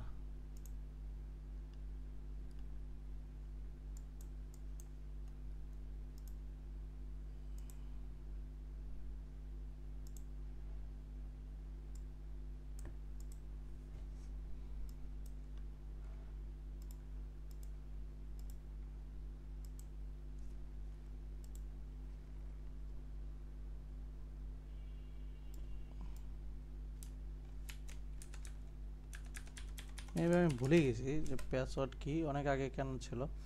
যাই হোক, এখানে দেখবেন ইউনিভার্সিটিগুলোর রিকোয়ারমেন্ট যেগুলো থাকে সেগুলো আসলে কোয়ান্টে থাকে। আপনি যতগুলোই দেখবেন হচ্ছে দেখা থাকে কোয়ান্টে এত, মানে আপনার কিন্তু ম্যাক্সিমামই হচ্ছে ভার্বাল রিকোয়ারমেন্ট থেকে ধরে কোয়ান্টে। এই যে ইউএস নিউজ যদি অ্যাকাউন্ট থাকে, আপনি বিজনেস সেকশনে যে বিজনেসে হচ্ছে যে ইউনিভার্সিটিগুলো র্যাঙ্কিংগুলো আছে, তারা কীরকম হচ্ছে কোয়ান্ট স্কোর চাচ্ছে, কীরকম ভার্বাল স্কোর চাচ্ছে, সেগুলো সুন্দর করে এখান থেকে বুঝতে পারবেন। তবে ম্যাক্সিমামই দেখবেন কোয়ান্টের স্কোর চাই 160+। তবে কম্পিউটার সায়েন্সে 160+ ছাড়া আপনি ফান্ডিং আশাই করতে পারবেন না কোয়ান্টে। ভার্বাল কিন্তু সে কিছু স্পেসিফিক বলে রাখে না, তার মানে আপনার সে ইউনিভার্সিটির রিকোয়ারমেন্ট দেখা যাচ্ছে এভারেজ চান্স পেতেছে 160+। সো তারা এইসব মোটিভেশন দেখে তারা আসলে কোয়ান্টি বেশি জোর দেয়। কথা বুঝছেন?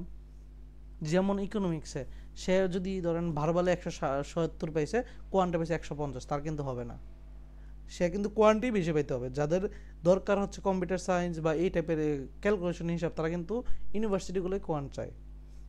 ভাই কি বুঝছি? অনেক কিছু ম্যাটার আছে, মানে প্যাকেজ, এই প্যাকেজগুলো ভালোভাবে বুঝতে হবে। ওকে, আর কারো কোনো কোশ্চেন?